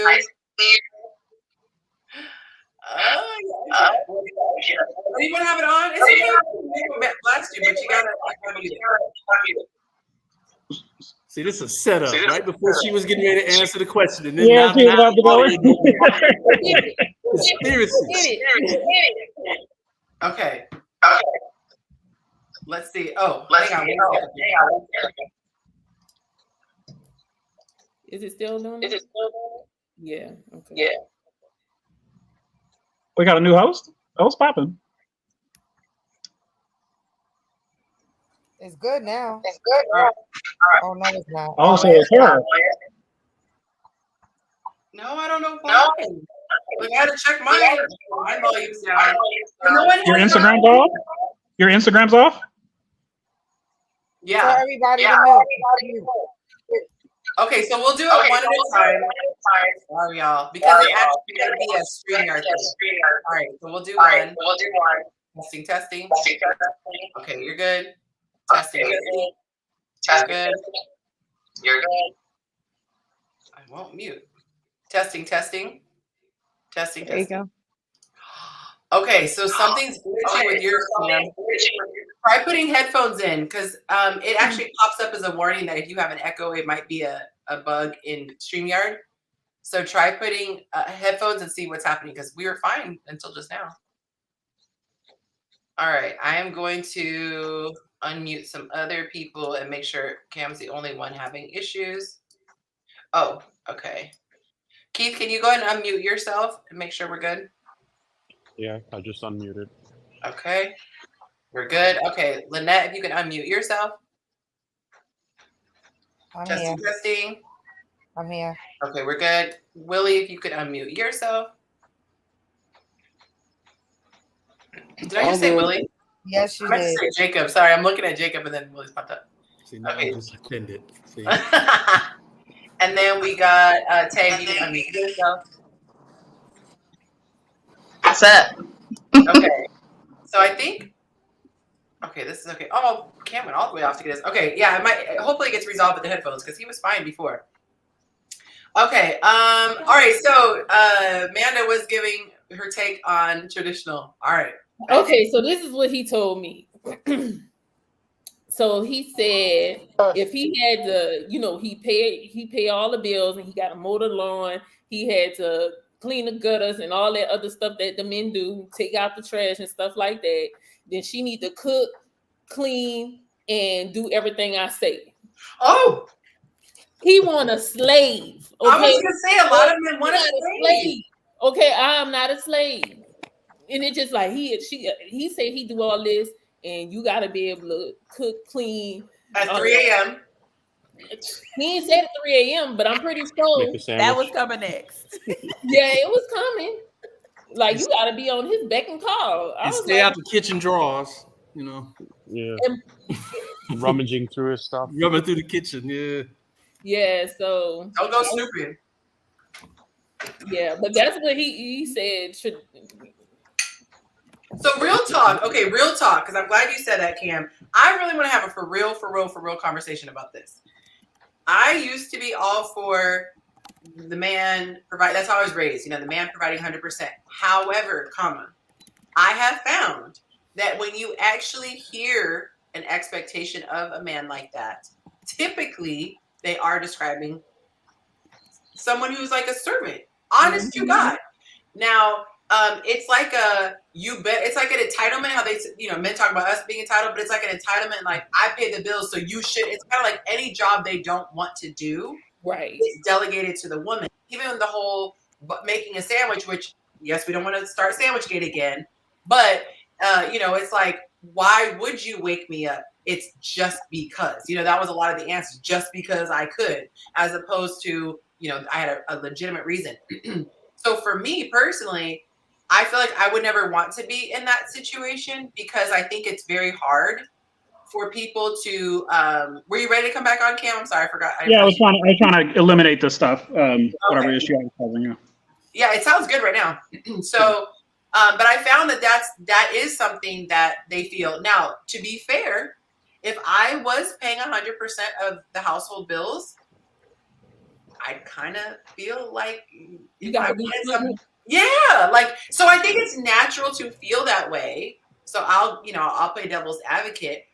I just don't want to feel like that. I don't want to feel like I'm inferior, which is what I personally would feel like if I was with someone with that attitude. I'm paying all the bills, therefore if something needs to be done, I need you to go pick up dry cleaning. I don't want to feel like that. I don't want to feel like someone's assistant. And he couldn't afford to do 100% anyway. So I was just trying to understand why he even talking to me about that. Okay, where you need him at? I'm like, you can't even pay. You can't afford my lifestyle. So I was just trying to understand what he was talking about 100%. So did you say that? Did you say that in your out loud voice, or you just listened and hummed? Well, I told him no, I didn't hum. I told him that the type of leadership that you have, which is authoritative and transactional, I am not for that. I'm more of a collaborative leader. So I'm going to follow someone that's collaborative and democratic. Because you're going to have to do something, and you're not going to work. Come through, garbage black woman. Come through. But I think that's the problem. We'll talk about this another time. But I just think a lot of men don't know what their leadership style is, and then a lot of women don't know what type of leadership style they want. But that's another story for another time. A lot of men aren't leaders. Let's start there. Let's start There you go. But Okay, somebody said it. Yonci, if I can ask a personal question, technically two personal questions. One, knowing that you were married before, was your husband, was it similar, like the traditional setup? So I have to plead the fifth because Okay. I made a personal commitment that I would not talk about him. Fair enough. That's fair. But I will say in past relationships, there have been past relationships. Okay. Where I have absolutely felt like an assistant. The reason why I'm asking that question, first of all, nowadays, the way that society is, it's unrealistic to expect traditional anything, men or women. And I think that if let's go to the traditional standard. The traditional standard, the man worked, the woman stayed at home. If the woman is working, any man that expects her to still cook, clean, do whatever, he's out of his mind. Period. He just is. Now, if he's providing 100%, then maybe we can have that discussion. But even then, if he's providing 100%, he should hire a maid. He should hire a cook. He should do all of those other things. That's the way I maneuver. But whatever. Anyway. I just a couple of things. I just thought of something once. My dad used to always go get gas so my mother didn't have to. Now I'm rethinking that. It's probably because He didn't want nobody to Oh, we didn't move on. We didn't move on. I appreciate that, Jake. That's provocative. I like that. That's what I'm saying. Good. Yeah, he was protecting the marriage by keeping the cars full of gas, so my mother didn't get out. So, because I have a question. Because what about if he saw a young lady needed tires and he happened to say, "Hey, you need some tires"? Something could happen. I think I kind of agree with what you said. Like today's world, the world's just different. Right. And you got to go with what skills work best for the relationship. I think in the traditional sense, tradition means a little bit different now. You have to. Most people have to work together. Most people don't live in a situation where somebody can work and one person stay home. That's rare, or you have to have a significant change in your lifestyle. Like you have to really, really work at something like that. The world just not set up that way anymore. Right. But I don't want my. So I'm gonna speak on my past relationships. I'm the takeout king. Like I am. You don't have to cook all day for me. Like I'm good for calling you while you at work at 2:00. I guess it's not that just takes me off your list. I'm gonna call you during the day and saying, "Hey, look, I'm stopping by such and such. I'm gonna pick up something on the way home. What do you want?" Like that's my thing. Like because I know she's working and I'm working. I'm gonna make it. That's something I would just do. But somebody staying at home, and I hate the word "she better cook," "she better clean." Like that sounds slavish. Right. But if she certain things or is better than I am, hey, then let's figure that out. But I don't like the term "she had better be in there cooking for me. She had better be in there making me a sandwich." I'm just not that type of dude. Now I ain't no punk. You're not just gonna live off of me and do nothing. Like, cause I have dated a lot of stray cats that just show up at my house hungry. Ooh, Jacob, I want to see you, and then where are we going to eat? Like, wait a minute, that's all you came for? Like, no disrespect to anybody, but that happens often. It's like you bring stray cat. I'm gonna be laughing at that one all night. If a guy brings a certain type of energy, it naturally brings that out of a woman. It's kind of like a guy who doesn't bring up sex, he doesn't pressure her for sex. She will actually be kind of knocking down his door because it's like she's a little offended. Like, do you not see all this? You don't want all this, and then it works. And I think it's the same thing when a man is truly taking care of business. He's bringing her flowers. He's complimenting her. He's doing this and that. She naturally, a healthy woman, naturally wants to reciprocate because you just pour into someone, and you pour into someone, and pour into someone. They're like, you feel awkward. You're like, I need to, if you don't give back, you feel awkward. And so I think what happens is guys will think, oh, I can demand this. It's kind of like your boss trying to demand respect. No, you gain respect by talking to people like they're humans, talk to them respectfully. Don't act like a tyrant. Like, no, you can't clock out 4 minutes early to try to catch Timmy's little performance. Like, you give people a little bit, then they'll go to bat for you. I've always said that. If you're not rigid with your employees, those are the ones that will ride for you and will work for you for a long time. You're not going to have this constant turnover, but the ones that try to be all militant and you clocked in at 7:02, like, okay, buddy. But Yonci, I have a question for you. Especially you use the word healthy. I wanted you to include that because I would have disagreed with you strongly. I knew. Okay. Yeah, because I almost feel like, especially like I said, the bigger hearted people, we talked about boundaries and stuff. We will naturally just do everything, and it's just in our nature just to kind of go and do, like, literally that's all I do all day is just do for people, and people think it's extraordinary, but it's like, well, I practiced myself in this for 30 plus years, so like I'm naturally always just wanting to do the best for people. So I've had multiple times had people ask me like, what can I do for you?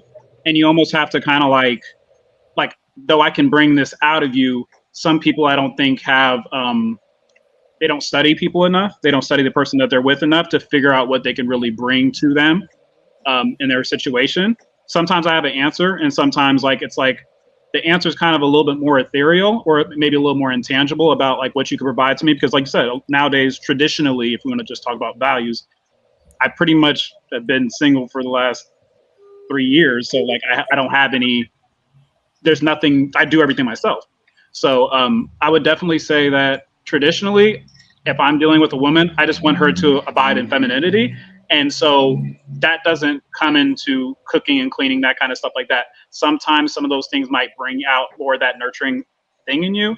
It's just more so like if you're a woman and you're inspirational, I want you to make sure that you look good. Because one of the things that brings to a man, look good, make sure that you keep yourself up. So that's something that's part of the woman's bag of virtue, so to speak. Being nurturing and kind, like being someone who, like, if I do have kids or if I do have family, that you go out of your way to kind of, like I said, introduce yourself. You do those other kind of things. These are like, should be naturally in a woman's feminine capacity. Like I said, when she is being taken care of, those are the things that I think of more in the traditional value. And same way with like a man, like I'm here to kind of bring order and instruction into a situation. So I'm going to be the one that's going to probably give you advice to be able to like be more efficient about something, or like, hey, you need to draw some of these boundaries because your sister or brother is overstepping this thing, those kind of things. So that's how I look more at this question, was just like abide in your feminine and then try to make sure that you're studying the person that you're with to provide them what they would need or what they would really value. Okay. All right. I like that. I definitely think that we are in a different time where just economically it's very difficult for anyone to be a sole provider unless you're just in a really, really blessed situation and you live in a very inexpensive place. That's very, very difficult. And so I think for a lot of people, they just have to figure out what roles work for them, what flows, and really just tapping into your strengths. I think that is the thing that makes the most sense to me. If someone's really good with money, then maybe they handle that money. If they're really good with boundaries, maybe they're the spokesperson when someone asks something to be done, or what have you, as opposed to just, oh, this is what gender it is. And I think if you go at it from that angle, most people would be, a lot more open to that. Okay, so I'm gonna read some of these comments. What do traditional values look like in a woman? The want and need to cook and clean without being forced. Okay, so he's saying she naturally wants to do it. Respect for her man, looking for leadership and protection and provision. Mindful of speaking to you respectfully. Someone else says modesty. Traditional values often encourage a woman to dress modestly and and behave demurely to attract respect and genuine interest. Chastity. Premarital chastity is often emphasized with an expectation to save sexual intimacy for marriage. I would agree. Selectiveness. Women are encouraged to be selective and cautious in choosing partners, prioritizing compatibility and long-term potential over casual relationships. And courtship. Traditional dating often involves formal courtship process where family involvement and approval play significant roles. Okay, this is actually very thoughtful. In marriage, family-centric role. The traditional values often place a high importance on women being homemakers, prioritizing family, child rearing, and supporting their husbands. I will say that a big emphasis on being in the home and mostly the child rearing. I know when I was with raising my children, I had the time because I was at home to do organic baby food, and I could take regular food and then turn it into baby food. I know I couldn't have done that. Have a little baby bullet. Shout out to them. I couldn't have done that if I was working a 9 to 5. So are these men's answers you're reading, Yonci? Yeah, this is all one man's answer so far. Look at all these thoughtful answers coming from men. What a blessing. You hear this tonight. This is wonderful. Isn't that beautiful? Brotherhood is doing well tonight. This what else is beautiful? What happened? Lynette put 5 on it.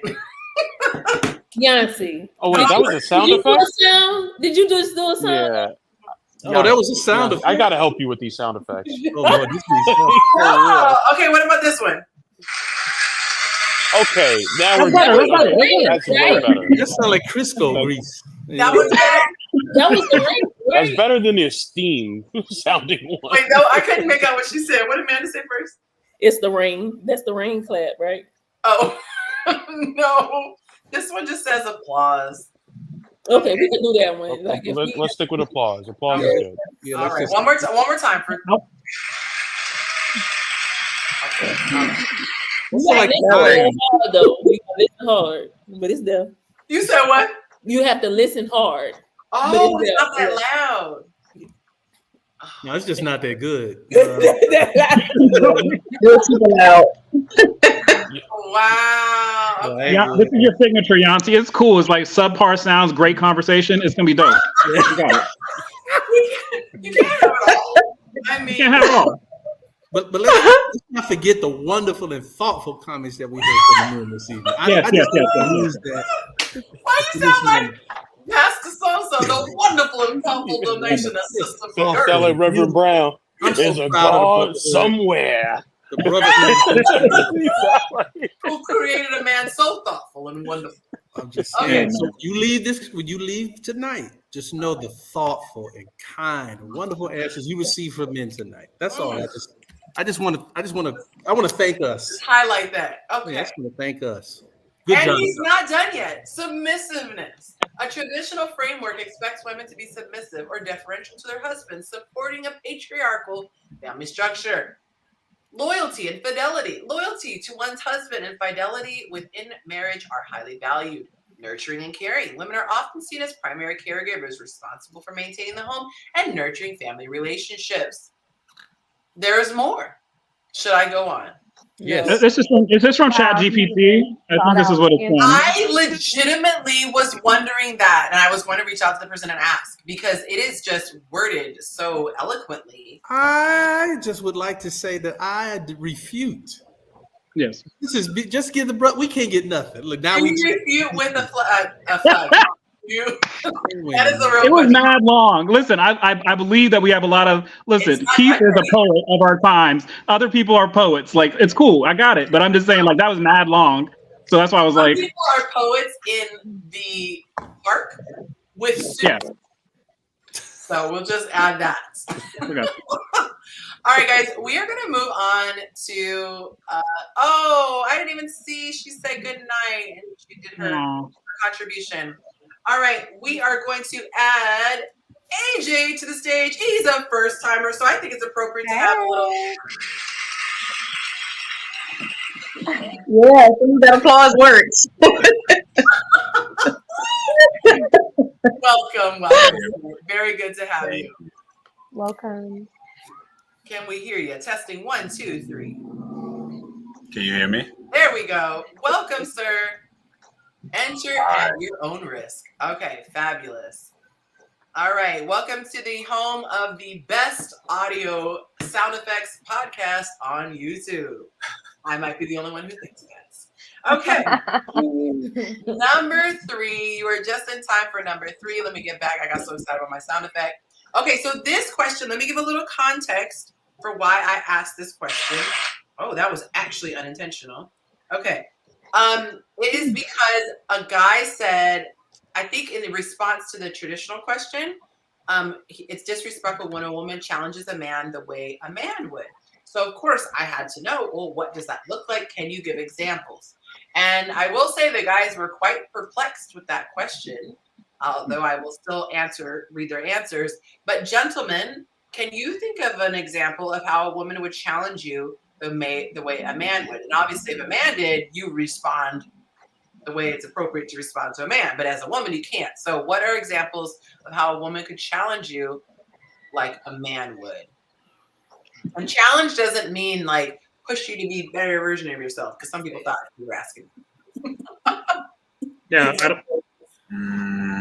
No one's got any? The only thing that comes to mind is being argumentative and combative. Okay. Right. So let's get into these Yonsternation comments. Okay. So I actually asked the guys, I remember who it was. And I said, this was your question. This question was inspired by one of your comments. Will you please put into your words? So he said, raising your voice, taking an aggressive approach instead of a soft approach. There is nothing a woman can do better than me in the physical realm. You can't raise your voice as loud as me. You can't poke out your chest like a man. Those are things that men may do, but a woman may use her actual strength to win. But a woman should use her actual strength to win. For example, her strength, like what is her strength?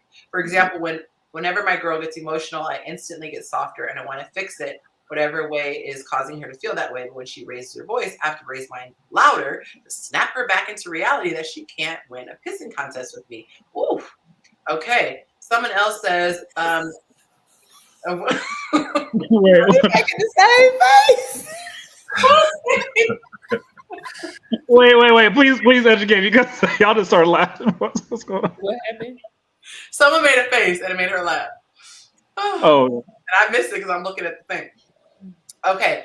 So, interesting. Now, I will say that we do have a lot more power as women when we are soft, and especially if we genuinely cry. Like most guys, you can't use it as a technique, but if you actually cry, like if he cuts too deep or does whatever and it causes you to cry or what have you, that's typically going to touch a man faster and more effectively than if you get up in his face using curse words and speaking from your chest. And so I like to tell the women, in my class, you are very powerful. Sometimes your power is just in walking away and saying, I don't appreciate being spoken to that way. I felt like that was completely disrespectful. And you get to maintain your dignity and grace. One of the things I don't like is if a person pushes me to the point where the vein is popping out and I match their energy, because I don't like that level. That's a level I don't ever want to be at. And so my solution is to remove myself from the situation. And if you're a repeat offender, I will remove myself from your life. I don't ever want to feel like my recourse is to get ghetto in the trenches with you. It's just not cute and it's not good on my vocal cords. So that's my 2 cents. Anyone else want to share? She's biting her tongue. And Kyshia, what are your thoughts? Oh, I don't know. Like I'm not crying unless I'm really upset. I'm not crying. Yeah, I'm not gonna cry. But I do like the thought of, I don't want to have screaming matches. Like I don't cuss at people. I don't call them out of their name.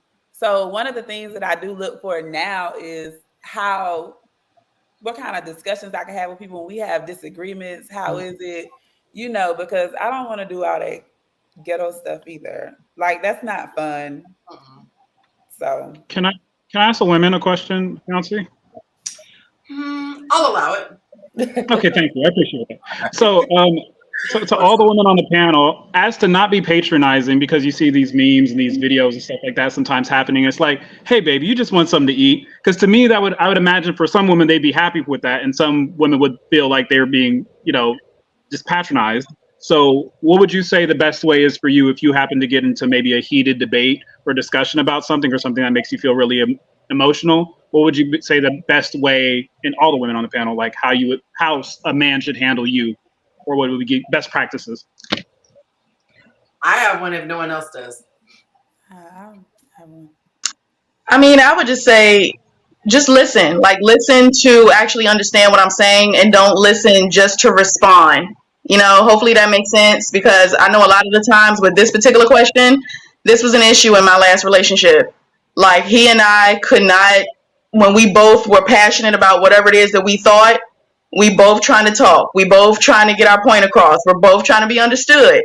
And then it's like, emotions are raising up, you know what I'm saying? So it's like, okay, you getting heated, now I'm getting heated. So it's like, there's no one there to referee, And so it's like, yo, just listen to actually hear what I'm saying, And if you're still not understanding me, I can try to say it a different way, but don't just respond because you're not listening. You know what I'm saying? So that would be for me, how that would work. And I actually had to learn. I had to heal and I had to learn to actually do that.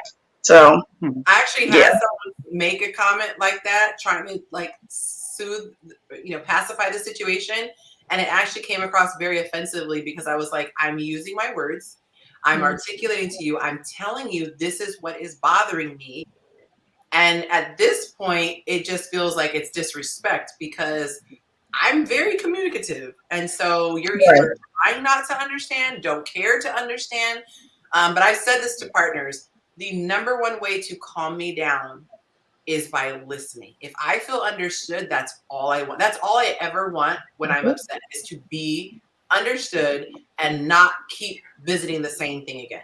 If I'm telling you my show starts at 7 and you keep coming to the studio at 6 and just hanging out, I keep telling you it's at 7. At this point, like, you just don't want to know. I was a weird. Girl, if you liked him, you would let him come.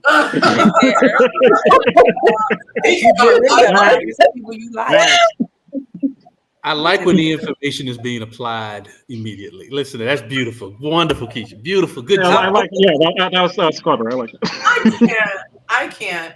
Yeah, I feel like there needs to be a class how to argue, on how to have disagreements, because there's a portion in the course, it's not a shameful plug, I guess, shameless plug, whatever. But in my course, I go over that because if you do these things, I think that will get resolved. It's easy to get along with somebody, but when you argue, a lot of people, things just go crazy left because people have such bad habits. And so some of the things are those microaggressions, those non-verbals, and this is what I cannot stand.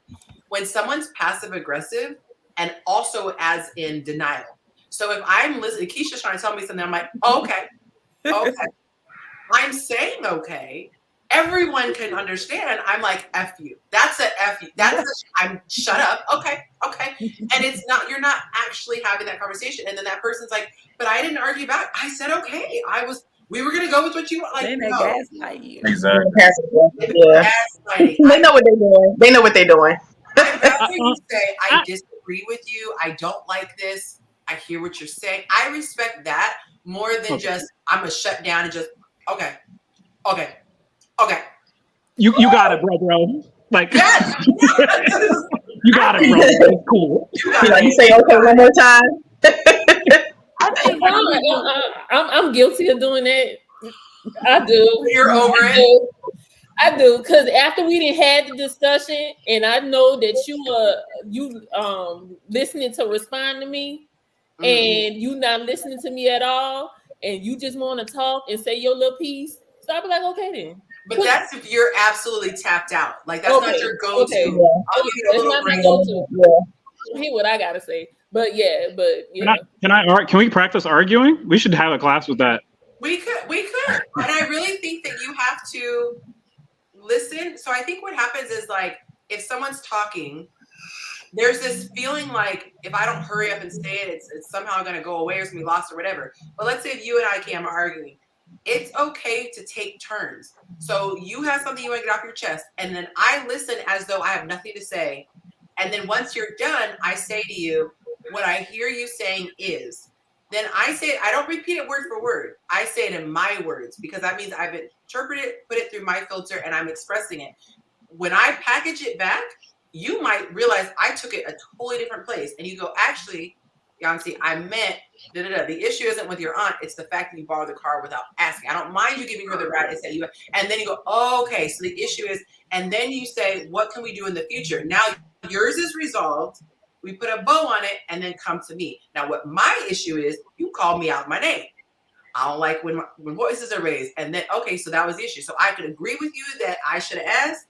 Can you agree that you should have called me out my name? And then you take turns. I think people try to have it at the same time. Well, I don't want you calling me out my name. Well, I don't want you doing what I asked you. I don't want you calling me that. And then it's like a competition of who did worse, as opposed to like, you're hurt, we dealt with yours, and you were hurt, now we dealt with yours. And see. So I think we should have that in your class. We should have responses, like when you make the guys course for like arguments, like the responses. There should be one as far as active listening, where it says like, like like actual gestures. Because let's keep it funky.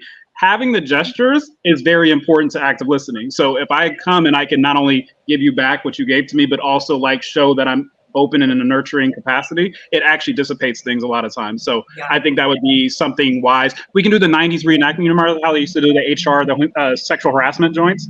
We should definitely have one like that, where like I'm arguing with somebody like, oh, hey, Tay, what's good? Oh, I don't like how you, and then we do the bad, and then we do the good. We're like, listen, I understand what you were talking about there, and I think we're not quite in the same place. So how about we get some ice cream and talk about this later? Something like that. I like that idea. I like that. Because then I'll probably be like, oh, okay. I would like to work with something like that to demonstrate, because I think people learn better with visual. The funny thing is, the way I grew up, it is very abnormal. Communication is on another level, which is tough, because then my expectation was that this is normal. This is like breathing. And so when my father would be upset, we had a family meeting, he would literally go to the study, type out his notes, or have like the legal pad, and then he'd come to the table and pray, and we'd have this conversation, and he'd get to his bullet points, and then we'd wrap in prayer. So everything was very calm, and we talked it through. So I had partners who thought I was making fun. Like when I said, now can you say it back to me? What do you hear me saying? And they thought I was patronizing. Like, I'm not a child. And I was like, no, I really want to make sure that I'm being understood, because I feel like if you have effective communication, you don't have to keep revisiting the same thing. If it's a permission thing, I don't want to have the conversation about me giving your aunt a ride and then a conversation about me taking this. If we get to the root of it, it's asking for permission for my partner's things. Now we don't ever have to address it. And it's so foreign to some people that it feels like you're making a mountain out of a molehill, or why do we have to talk through everything? It's not that serious, but then they keep having the same issue every 3 days. And then in my brain, I'm like, we could have avoided this by having that one conversation. Is that another man just exercising beautiful, wonderful communication? Well, I'm just so proud of the men tonight. Your dad sounds like a wonderful human being. I just want to acknowledge that. You are really doing well tonight, brother. What's next? Jacob's gonna start. He's gonna have an award show. It's gonna be dope. I love that, Jacob. Salute to you guys. I'm gonna have music for Jacob, just for Jacob. We always find these examples of men suck, and here we are tonight hearing wonderful examples of good communication and wonderful practices that men are putting in. I just want to acknowledge. I think we should take a praise break, and everybody take a moment to share one thing that they love about men. I think we need to have a moment where we praise the men. Let's go ahead and put that on right now. I'll start. I love that you guys will put yourself in harm's way without even thinking about it on behalf of women. Let's go. Anyone else want to go next? Man, we over already. I like that about us as well, and beautiful. Moreover, I think that's one of the things about our nature is we enjoy doing that to an extent. We want to die a warrior's death, a samurai's death, which is an honorable death. Yeah. Which is for something, and the greatest something is another human being. We will do the most incredible things for someone else, things we wouldn't do for ourselves. Jacob! Jacob on one tonight. I gotta put this one up because this is beautiful. Thank you, AJ. She said, I love how men compartmentalize. I am so jealous of that. I literally had this conversation before the show, had to call up my 20-year bestie, and I was like, girl, my brain gets the memo, my body doesn't. If something pisses me off, it's like I can't function. And I I've seen men find out their parent passed away and go to work, or still have to like they have to just switch gears. My brain does not work that way. So I second that, Dark Clouds. I second that. That's beautiful how men can just. Okay. All right.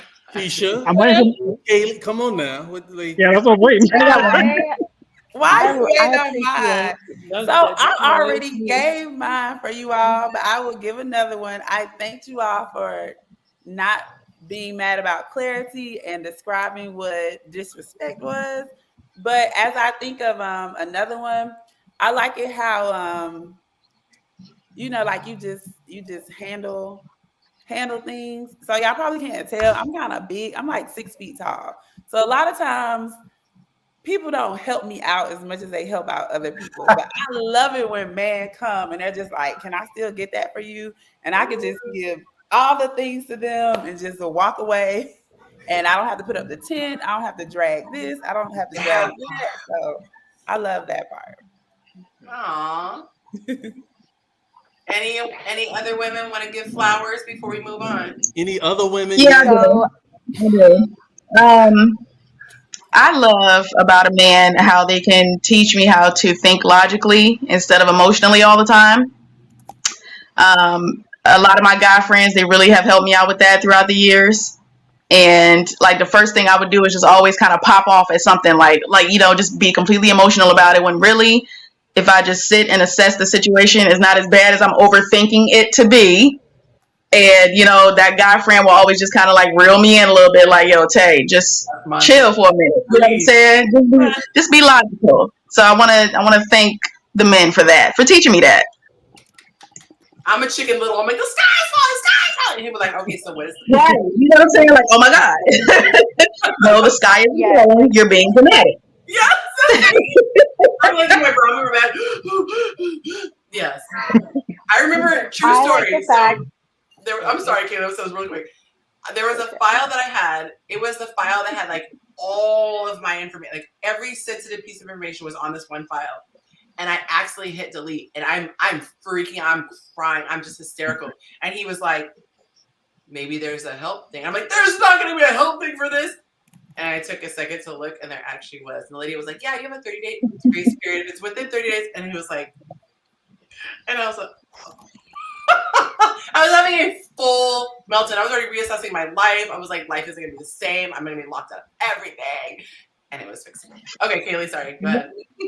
It's okay. So I appreciate about a man that they are consistent and that they are like, not emotional. They are more of like a rock. They kind of calm you down rather than rile you up, for the right man, that is. And just they're supportive. Like, when you get a good man, like he'll listen to you, just that's really what I appreciate the most, is the consistency and just the level-headedness. Just like there's just a calmness, and that protectiveness. Just you feel safe.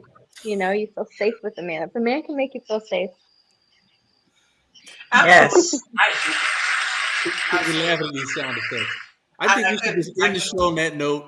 Men are wonderful. We're perfect and great. And we Y'all ain't gonna let me go? Yeah, no, I was about to say, I was like, our man is still here. You got something.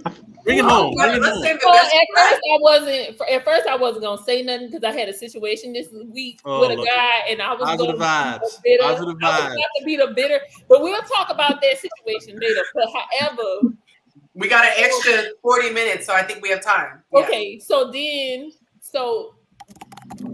off of that situation, my my coworkers and my guy friends, they really helped me to understand everything, and it really made me feel better. So guys could be very empathetic too, and friendly. There you go, Jacob. That's all you get from me. Oh, when you said supportive, they think about how men like to come and assist. Like, don't let a man find out you want to, learn how to do taxes, or you want to do whatever. Like, they'll be the first ones to say, oh, well, I found out this class, or don't tell them if you don't want help, because they will come in, and I notice men typically love to do that. They love to come in and assist. If they have a resource, they have a tool. I know a guy or I know a girl, they do like to do that. So Also, I want to say too, sorry, Yonci. Also, I want to say too is like they're not complicated, like we are. Now that's a lie. Ones I meet are not complicated. No, that's a lie. Wait. We were doing. Wait. Put one of them flags. Take your cap off. Men are not complicated. Let me say this. To please. I would say to please. They're typically not complicated to please. Men are not. Okay. They don't like. Not complicated to please. We're very specific though. Like very specific. Yeah. If we say the red shoe with the blue dot, you want the red shoe with the blue dot, not the one with the red shoe, the blue dot, and some sprinkles. Like if he says that's what he wants, sometimes that's all we want. And for some reason, I don't know. This is something women have to explain to me. Y'all like to add on and ad lib. We just don't you think you really want? Yes, well, this is what he meant. No, this is what he said. Like you're very specific, and for some reason that doesn't translate all the time. It's not enough. You know, women could be extra. So you want the dot and the red, but I feel like the sprinkles give it a little pop. We don't want no pop. You don't like that. You don't like I did extra. We like the feel like that's effort. That's extra. That means we. What is Kyshia doing? What are you? I hope dude ain't trying to sell you something, Kyshia. You know what I mean? Y'all, I just got a quick question. Y'all enjoying Kyshia? Y'all enjoying Kyshia? Drop a K in the comments. I am liking it. I can't believe y'all got on me about the gas station. But No, listen. Okay. Oh, yeah. I was the one talking about the locations. Listen, Kyshia, we love that because that's like one of those 3 a.m. sandwich moments, like Sandwich Gate. It's like it's one of those things. It's a signature. It's gonna be gas station gate. We got Sandwich Gate. Sandwich Gate. Liking you. I'm seeing some K's in here. Okay, they liking your energy. We might have to go. I need to know like what is acceptable and what is not because. Okay, but like we'll talk. I can't see what to do, but that's the next. You guys made me think about something. We were talking about when I said men are easy to please, I feel like a lot of times the men can appreciate the effort behind something versus I think as women we tend to be. Sometimes we can look a gift horse in the mouth, like. Yes, I like this, but I've been guilty. But it would have been nice to get it at and I think with you guys, it's just there's usually a shock in the fact that you're even receiving something that there's just a gratitude, you know. And so I think that's really precious. Just like, oh wow, you even thought about me, or you know, you considered this because a lot of times I think men are not considered. Okay, let's go to question number. What are we on? 3? 4. Okay, thank you. All right, so question, this one. Men were asked, and I forget what someone thought we were talking about. I was like, that's not what we were talking about. Yeah, what we talking about? The top of the head. Are we talking about nails? Nail Someone asked bird? if it was nails, but they're like, how do you have bald nails? Is that like no acrylics? So this was a submitted question, and the lady wanted to know what men overall the consensus was. Do they prefer bald? Do they prefer manicured? Or do they prefer Terrible. Well, no, wait a minute. Horrible. We're talking about hair, you guys. We're talking about. That's what I'm saying. So you gotta. This man, you have to spell it out for me. We're talking about. I'm not good at him. Anything other than C. What are you talking about? Hair I cannot show on YouTube, and I'm not talking about armpit hair. A passion fruit. Do you like coating on your passion fruit? That's really good. It's hair that your gynecologist would know. And anything other than C. Yes. Oh, okay. Anyone feel you can plead the fifth on this one, or you could share. I do have the poll results. You said anything other than C? Hold time out. Yes, anything other than C. Wait a minute. Are we like? I would be. Clear. Wait, what did he say? I didn't hear you. I said for the third time. Like anything other than C. Oh, I did not mean to put it up there, but there it is. There it is. Anything other than C. These are the results. Wait. Go get your Okay, can I? I don't know because I've heard. So I saw the similar thing on Facebook. I was on a group, and surprisingly, a lot of the guys was like, they just were happy that things were cool. Like there's a preference, but I'm like, I'm just happy just for a morsel of. I'm just happy. I'm happy. Now I have a now I no. What I'm saying, overarchingly, like we have a preference. Like I might want a landing strip, or I want this, or I want that. But it's like I said. But like overall, as long as like if I'm going and I'm servicing an undercarriage and I don't get like a bunch of hair in my mouth, niggas is cool. Or people are cool. Anything other than C. Anything other than C, doggone it. Food and conditions. What? I mean, myself, truthfully, I really don't mind either any of the options. Really, myself, I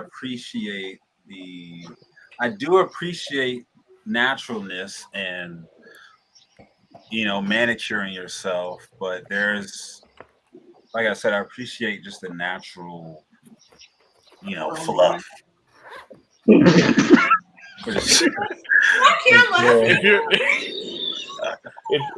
you're cool with the fro, my G, salute. Not the I was surprised. No. I was surprised that bald was in the lead. Because what I had heard men say was there's too much of an association with prepubescence. That's what happened to me. But I'm still gonna be bald. No. Just date somebody else. Ladies, get your wax. You could go cocoa, that's not irritating. Go get your wax, okay? You do that, do the cocoa, and you'll be fine.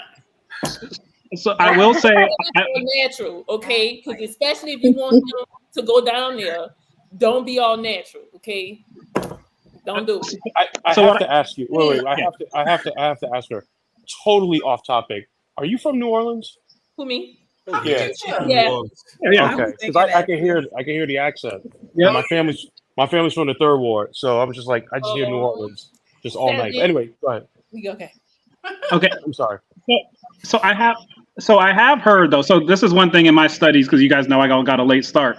So I had heard, and that like the reason why, like for instance for me, or the reason why a lot of guys like the bald type of thing is that I've heard that women actually say it gives them more sensation during their extracurricular activities.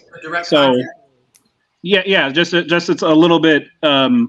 It's like I said, the sensation is enhanced when that happens. But I will say, if you guys ever watched black exploitation films in that 1970s, I don't know, there's like a nostalgia that's associated with natural too. So there are sides to both of this. So let your soul go. Wait, ladies, is that true?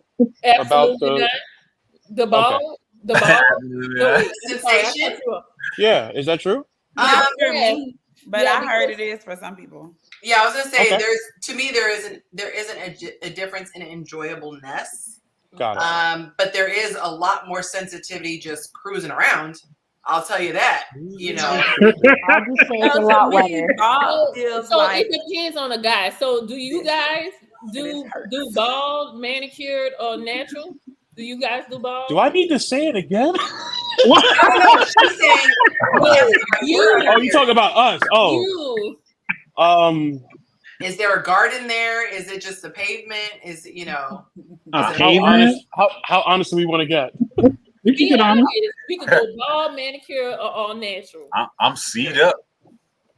Yeah, so that makes the difference. So, ladies, if you are bald and he's not, you're not gonna feel it because I am. You're gonna be itchy. Okay, so get your man who bald too. Women don't want hand. But notice the sensation. That's even more sensation when there's more friction. Look, this is a to each his own. Yeah. So I say that to say I'm not gonna judge if someone likes bald. I'm not gonna judge someone likes natural. Mm-hmm. I'm not going to judge. There is definitely a lot of upkeep if there is, the bald there, because God decided to grow back quickly. So, you've got that option. Some men just don't care. Some women care and the man doesn't care. So I think a lot of it is finding out what your person wants. And obviously, you have to keep yourself up if you do have hair, whether it's under your arms or elsewhere. Odor does get held. So, you just got to make sure if you do decide to go the 70s route, that you just make sure you're nice and fresh. Let it air out. Trim it or something. Yeah, we should have had a follow-up question with this one too. Like, not just the what do they prefer, but also like, I don't know. There's something like about that naturalness. There's something about that where it's like, that's another conversation. Is armpit hair in that same category? Because that was a trend for like 5 minutes. Like, when was it ever a trend? No, I saw people posting on Instagram. Yeah, it was within the last 12 months, but there were women who were like, they would pose and all this stuff, and it was like, that's all you saw. I mean, because in American culture, we're not seeing that. And they were just like, this is what I've got, and I can't even handle if a guy has a really hairy armpit, because they usually want to wear tank tops and have you like curled up right here. It's just all. And then you ever see those clumps, deodorant clumps that are on the little beady beads? Like, oh man. I'm not mad if a man wants to shave his armpit. I do it. Because those armpit deodorant clumps, that's not it. We went from the praise man question to here. This is where we are. Yeah, so we're at. Lorenzo has a very good point, and I'm glad he brought it up. It's scientifically proven that having hair is more protective and better. That is what I have heard too, that God put it there for a reason. Yeah. I know with your eyelashes and your eyebrows, it's to trap stuff before it goes into your eye. And so I'm wondering if maybe down there, those are also protective measures, that everything isn't getting sucked up into the hoo-ha, just your underarms. So y'all guys, y'all cool with women letting their hair grow underarms? Because I mean, scientifically, it's be there for a reason. No. Right? No. Absolutely not. No. What about the mustache? No. That's what I'm saying. So a little bit. A little bit. I would be cool, but like I said, I really don't want to see an armpit underneath. Exactly. So if she can do like this and twist it. Yeah, that's definitely. Braid it up. Just braid it up. Some straight backs. Just like God put it there for a reason, though. Yeah. Okay, but God also made. Come back from that. I don't like your tone, ma'am. Okay, here we go. So here are some of the answers. We got. Well, I'm not going to read the ones where they just said the word, because you could have just voted in the poll. Yeah, I like to see a woman down there. That little girl look makes me feel weird. He said all natural on my woman, but while dating someone bald, I have questions. Okay. That's toxic. What do you think the reason is? I'm wondering if it's more intimate out there. I would say that sounds more like the wanting something that you don't have, the opposite of what you have. That's what that sounds like to me. Okay. I would say groomed is my preference, but none is a deal breaker. Kind of Campbell's like, just happy to be here. Okay, depends on the woman. I prefer all natural, meaning she's taking care of it as the hair in her head. I choose all. Have fun with it. What's funny, once I get married, my wife puts designs on it. 1 month, arrow as she got a fade? Or the next a jutsu, Jutsu, jutsu sign, pervy sage activated. Just saying, nah, for real, keep it interesting. That's funny. Yeah, a fade though? No, that's too much. That's a lot. I gotta get my hair done. I gotta get designs on my vajayjay. Trimmed very low and faithful. So I saw this one place that puts jewels there, like little, like you can bedazzle. You can bedazzle it. I say you could put like an S, put his initial or something like that. But that seems super uncomfortable. So how is that gonna feel? I don't know. You know. Yeah, I don't know about that. As long as you don't put beads on it, you're good. And then he hairy. He not shaving. So it's gonna get caught in his hair. Wait a minute. Why did I think about those old It's like clink, clink, yeah. clink. You know, those in the church who like turn their head, their beads are like clink, clink, clink. It would mess with the rhythm and frequency. It'd clash against the music. It would be very bad. I don't think you can do that. I cannot. Man. All right, we're gonna go to the next question, y'all. Thank God. Also a submitted question. Okay, so I got to read it because I couldn't even fit the whole thing in here. The character has a limit. Okay. Have they let the one pass them by because of timing or still healing or heartbroken from a previous relationship? Also, do they have to be ready for a commitment, possibly marriage, to recognize the one, or do they make changes when they meet someone special? Now, you know, this is a woman because we'd be asking them 15-part questions. Okay, so we're going to start at the first. Have they let the one pass because of timing? So the timing was wrong for whatever reason. And let me go ahead and put the graphic on. Survey says yes. 56% said they let the one pass by, which sucks. Can you imagine being the next girl and knowing that your guy let the one go? Ooh. 44% said no. Okay, so here are some of these responses. I'll just do 3. He said no, only lessons and blessings. I feel like men naturally fight for things they want. So if a man really thinks someone is the one, he'll do whatever it takes to keep her in his life. And then someone responded to that. Sometimes doing whatever it takes is providing space, because the last thing a solid guy wants to do is be the rebound guy, and even worse, lay it all on the line. And she gets back with the ex because she's not healed. Been there, done that, got the t-shirt. Okay. I can't say I've experienced this, but I do think timing has a lot to do with it. You may not be ready for the one due to lack of growth, healing, or whatever it may be. Hell, they also might not be ready for you yet. If my wife and I had met a few years before we did, I always say this, we would have gotten into this nerves and it would not have worked out. We say the same thing. You might ruin your relationship with the one or damage them due to not being healed enough. Just a thought. Last one. I passed on the one for a marriage that I had left, but still carried responsibility. I passed on the one for a marriage that I had left, but still carried. Oh, because he left the marriage to be still responsible. Okay. I chose my responsibility to my commitment and my children over what I knew was the best thing for me. The marriage ended, and it took years to release that and move forward. Unfortunately, it cost me a great woman. It took me a second to understand what he was saying. All right. So if any of you men felt like that was the one and I let her go. I don't believe in the concept of the one personally, but so I'll let you answer. Neither do I. I agree.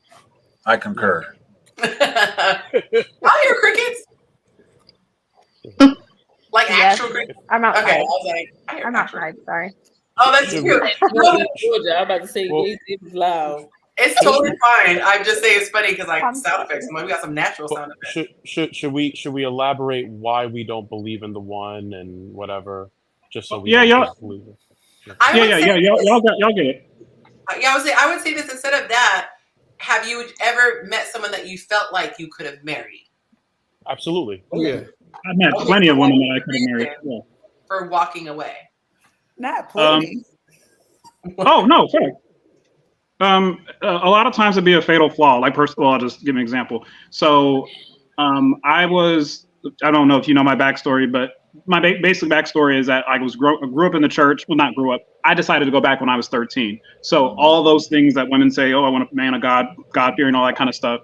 A lot of women were coming into my periphery, and people were actually pushing them towards me. And honestly, we could have had a reasonable or decent enough life, except there's always like a fatal flaw. And the fatal flaw a lot of times comes with not having a proper perspective or understanding of life to understand that, like, I want you to like me. I don't want you to like the idea that I fit in, or the mold I fit into. So I believe that love is a commitment.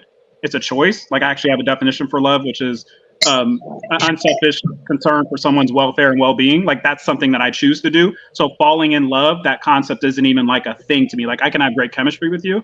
So for me, when I say plenty, is like there's been plenty of women that I probably could have built a good life with, but if you're so focused or so inside of your own head or so inside of the vision that you created when you were 9 years old and perfected at 14, that you're not looking at me and being with me and being committed to me, then we're never going to make it. I don't care if you're quote unquote the one or have high chemistry or anything else like that. So I've met a lot of women who could have been that, but me personally, a lot of times it was like a fatal flaw that like, dang, like I said, if I meet you at 42, then we probably you've been through enough life to understand and give more things perspective.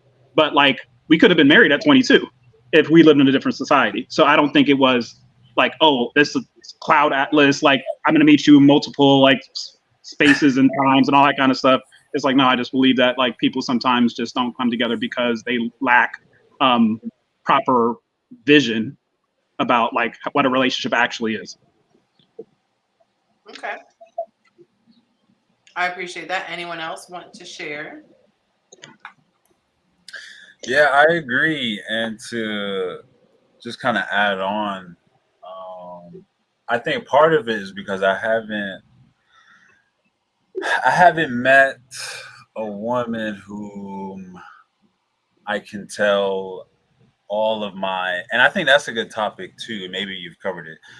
Uh, like timing when I can lay out my standards and boundaries, expectations, and all of those things. I haven't met a woman who professes to want to be the only girl and maintain certain standards. You know, when I came to knowledge of them, of course, I didn't always wasn't always mature, but and yeah, I think the one is the one you end up with, right? Like, why would they be the one if you don't end up with them? That's just a romantic fantasy kind of concept. Yeah. Okay. That's fair. All right. So we hit the we hit the 5 questions. So we are now going to get into the submitted. Them crickets ain't hitting, Yonci. Them crickets is not hitting. That was actually not me this time, and you should see how it is by the facial expression. Whoever hit them crickets. Oh, that was funny. His face gave him away. All right, so let's see here. There we go. All right, all these little buttons. All right, so is it this one? Yeah. Okay, here's the submitted question. Good morning, Yonci. I want to know, how's a date being a single mom with no help? How do we find other single parents to date? When do you have time to date? I'm 44 with a 5-year-old boy, and I feel like who would want me? I don't even have anyone to watch my son to go on a date. What advice are we giving this young lady? I think this is a good segue into the location argument. You should go where other single dads might be, right? Like other parent activities, soccer games, such things like that, right? You shouldn't go. There's certain places you shouldn't go, right? And it's just, yeah. I think that's what I would. I was a single mom of a boy, and so my child was a sports boy. So I'm a boy mom. Like my child was in Boy Scouts. He played football, basketball, track. So one of the best things about that was I always met other great single dads. So I have a whole other perspective of men and how they raise their kids because I was always around dad. So you should even though it's hard because you don't want to mess up your child's activities. But if you start taking, as your son gets older, as you start taking him to things and getting him involved in stuff, you just stay around and you talk to the other parents, and then you'll meet plenty of other single parents. Yeah. Right. I did the same thing too. And then you meet your, because she put in there like going out on dates and nobody to help her. But I know for me, when my son was doing all of his activities, I got to meet the other moms. And now this is but 10 years later, and they go spend the night. They'll watch them. Yeah. And then strategic. Yeah. Then their husbands, feel bad for me. They felt bad, so they'll be like, okay, he can come play with my boys or whatever, like that. That's how it worked out for me, But I think that's what I was going to suggest is to connect with other single moms. Mm-hmm. If you're both in the same boat, then you guys work out a deal. Maybe one week she gets the Saturday night, and the next week you get the Saturday night, and she takes the Friday or whatever. But if you do that, you guys are both in the same boat together. If there's nobody, who can watch, because you guys are both in the same boat. Somebody was saying how the woman he wanted to take out, her ex kept flaking because she was scheduling dates for when the dad was supposed to have him. And he said, so I just planned something with the kids. And I did that before, where I didn't have, I had moved to an area where there was nobody that I would trust to watch her. And so we went and just had a very casual, it was a first date. So he took his daughter to the park and I took my daughter to the park. And we acted like we met, we were just like, oh, hi. And we started talking. Really, we've been communicating online. And the girls ended up playing together, and we didn't last, but the girls are still friends and they play Roblox. Especially when they're that age, because when my son was that young, you could play it off. He 13 now, so I can't be like, oh, we going on a play date. This might be friend, because he'll be looking at me like he crazy, like I'm crazy. But back then, the dudes, they'll take us to the movies or play dates and stuff like that with their kids. It wasn't like a big deal. The right guys, but right. Right, I had an ex. Why did you emphasize that? Yeah, that was very loud. Why'd you emphasize that? I'm just curious. Emphasize what? The white guys. Like, what's that? Oh, I think he said the right guys. I said the right. Oh, okay. I thought you said white guys. Right. I'm just like, wait. It sounded like she said white at first, but the context, I was like, I think she meant the right. That's why I was okay. Like, he was like, that was direct. Yeah, I never dated a white guy, so I don't know. Okay. Not that I'm against that, but I can't tell you either. So I have a question though. So what about like my life is kind of like Pursuit of Happiness. Like I have a son, and so like you remember like that little scene or whatever like that. He was sitting there in the subway, and he like had the door closed, and the kid was just sitting on his lap. That's kind of like my life sometimes. I'm just playing. Yeah. That's what we always do. We're like, homeless. Oh, that's right. Yeah. I was just sitting there. I was like, baby, we're going to make it through, right? And I'm 5'4" and 4'2". That's crazy. So with that being said, for dads, I feel like there's less support for like dads. So like, how would dads go about doing that? Like I have a good family network, which is why I'm able to kind of do that. And I don't work a conventional job. But if I worked a conventional job, I could imagine it being pretty hard too. So what would you say some other maybe social things outside of maybe sports? Let's say if your kid's not into sports, what would you guys say some other things would be? Because like I said, I don't have the conventional job, so because of that, like I have flexibility and freedom, and I homeschool myself. Boy Scouts, Lego Club, robotics, care.com. Chef Club. The library.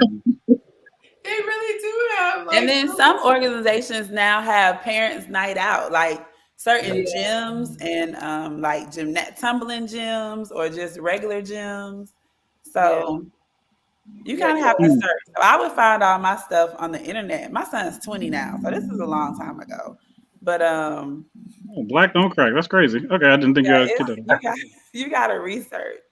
There's an app that I came across advertised, and it was something specifically for single parents. And then someone in the comments like, "Oh, this sounds like a predator." I was like, "Oh my god, way to make everything negative." But I think it was like specifically for people who are in that same boat and they can understand. So okay. Any other thoughts before we move on? Oh, taekwondo. Somebody said taekwondo. Oh yeah. That would be good. Well, y'all, we have our last segment. It is time for the singles feature. Okay, y'all. So this is how it works. We ask questions and we start out very... I didn't know what I was signing up for. Wait. We start out real chill and then we turn up the heat. We got to try to get her to tap out. So those of you who are not on camera, those of you who are in the comments, start dropping your questions now. They will be asked in the order that they are received. You're going to get about 5 or 6 easy ones from me. And at any point, you can plead the 5th. You are lucky Willie is not here because Willie goes for blood. Okay, y'all? If you're not lucky, you are lucky. Okay. So first question, are you comfortable sharing your age with us? Yes, I'm 44. All right. That's the year, 44. Okay. Now which gas you put in your car? That's funny. Okay. All right. But keep the questions coming. That was funny, Keith. Okay. And I know this now. Do you have any children? Yes, I have one son who's 20 years old and he is a senior. He's going to be a senior at Wake Forest. So excited. I love that. In college. So no diapers. No. My son is in college too. He's turning 20 next week. Oh, my baby. Okay. Are you willing to have more? So I think I can have more. I guess it would depend on so this is a very good question because I find that now that I've had a kid, I think that it is ridiculous that you have to pick a mate without knowing exactly what it takes to raise a kid. So like I would have more, but guys move so slow. Like I'm 44. I don't see it happening. I don't see anybody moving fast enough. Okay. But in theory, you'd be open? Yeah, in theory, Okay. I would be open to someone who like I feel shares the same like parenting responsibility, not exactly the same because I believe in diversity of thought, but similar values. Okay, that's fair. Are you willing to relocate for love? Am I willing to relocate? I get, but it would be really difficult to relocate, but I guess. So the guy in Wisconsin's like, babe, I want you here. I mean, like, I would have to get a job there. Like replace my salary, so it would just be difficult. But okay. I would. That's an honest answer. Okay. And I think you already shared. Were you comfortable sharing your city? I'm in South Fulton. I'm in Atlanta. Okay, I thought I remember you saying Atlanta. Okay. What are your major turnoffs? Tell me 3 things that give you the absolute ick. If he does this or you find this out about him, he is gone. There's no question. There's no conversation. My major turn off is that I want somebody that understands like okay, so I don't necessarily believe in love languages, but we'll just use that term. Like just because so let's say a guy wants to be loved a certain way, but I don't want to be loved the same way. Like I don't want to have to fight for him to love me how I want to be loved. I want him to understand that both of us want something different and that I'm going to give him what he wants and that he should give me what I want. Like, I don't want to have to beg for it. Okay, you gonna have me go on a whole thing. I don't care if it's not your native tongue. You better get a Duolingo or something and figure out how. If you have to put a reminder in your phone, you don't be obvious about it. But I agree. I think you should definitely show people their love and their love language. Or even hobbies. Like you don't have to support as long as my hobby isn't affecting people, but I like to support my friends and throw parties and do different things with people. Like you might not understand it, but I feel like you should support me because I'm going to support whatever hobby you have, even if I don't understand it, I don't agree with it, and it doesn't do anything with me. Like as long as it does not have any externalities on the relationship, like I got you. That's fair. How long has it been since your last relationship? How long have you been in the So it's been 1.5 years. Okay. And what was the longest relationship that you had? The longest relationship I had was 10 years. Okay. And I wasn't married. So that's why I ended the relationship. That makes sense. Okay, my last question is, what are your red flags? If you came with a warning label, what would your warning label say? What are my red flags? So my red flags are so people taking it as arguing, but I will quote unquote argue.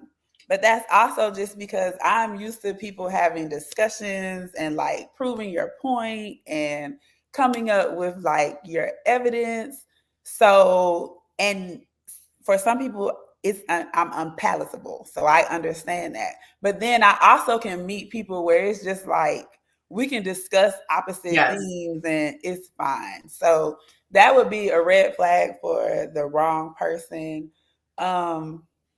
My other red flag is like sometimes I don't say stuff or I might not be verbal about how I feel, or either I say it once. Like I could be real calm and tolerate a whole lot and then just blow up and be like, and I never even said anything about it. Okay. So I try to verbalize that more now. I think that 1, you're the first to give 2, and you're the first to give a real red flag. Would you guys agree? And I'm just, let's see. I believe that deserves.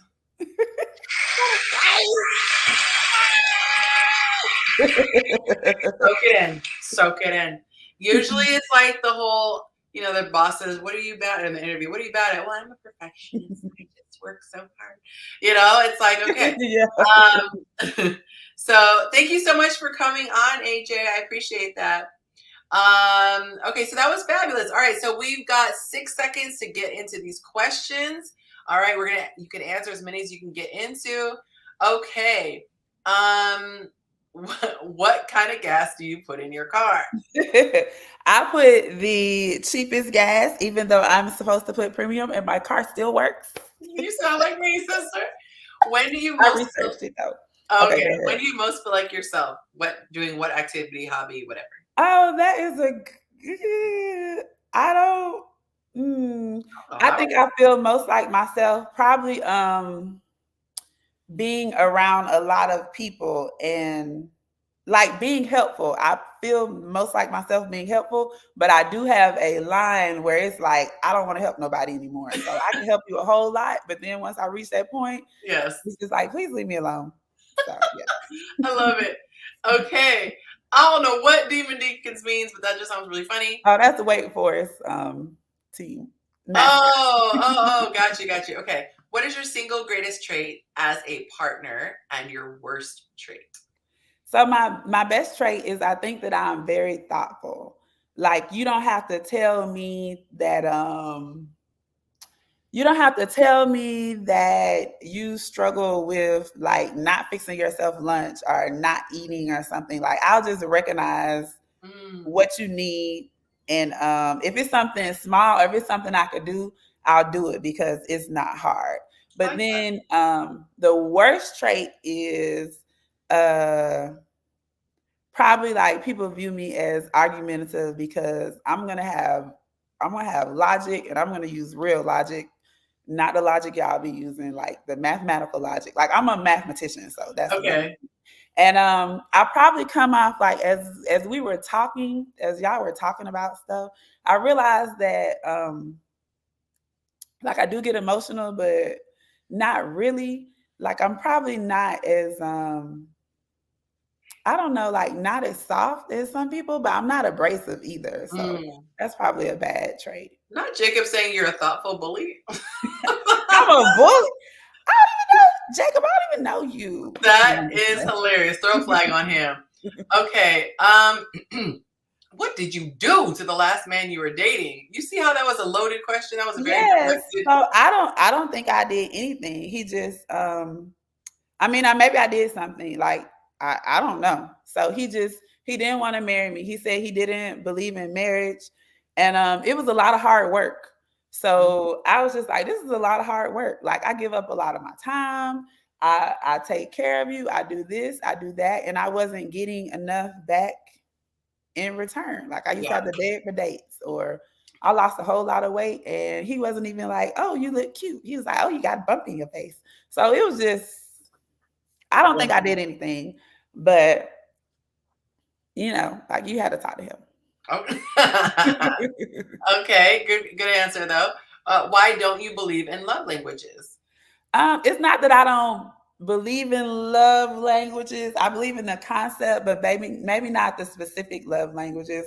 I think love languages are very like maybe male centered. I don't know how to describe it. I just think it's somebody came up with, but I think that it portrays something important, but I don't.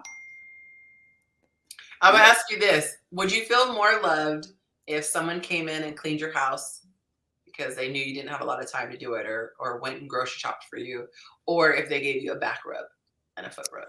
That is a good question. I'll probably I probably feel more love when somebody does something I don't have to ask, or they support me, because usually I'm a really busy person. So if you see something that needs to be done and you're like, oh, let me do that, I would probably feel more love. So I used to think that maybe, and I think quality time is important for me too. We have a lot in common, lady. Well, you did a great job. You didn't tap out. Very, very nice. I'm going to bring everybody back up to the stage. We have 1 more minute on the clock. And so I'm going to do our goodbyes. Let me take this one off. And I know AJ had to go. Willie had the kids. He was trying to do a lot. I want to say thank you guys so much. Literally, I wouldn't have a show without y'all. So I appreciate you. I love to see the reoccurring faces. Thank you, Kaylee, for joining in. I know you have a lot going on this week, so thank you for making time. Cam, we always appreciate you and your Camtuations. Amanda, you always bring the funny. And Kyshia, you are welcome back anytime. I enjoy it. All right, y'all. I am going to sign off. Thank you for everyone in the comments who watched the end. Thank you for everybody who made a donation. Thank you so much for that. Oh, there's the time. And thank you so much for everyone who hit the likes. Have a good night, and I will see you next Thursday.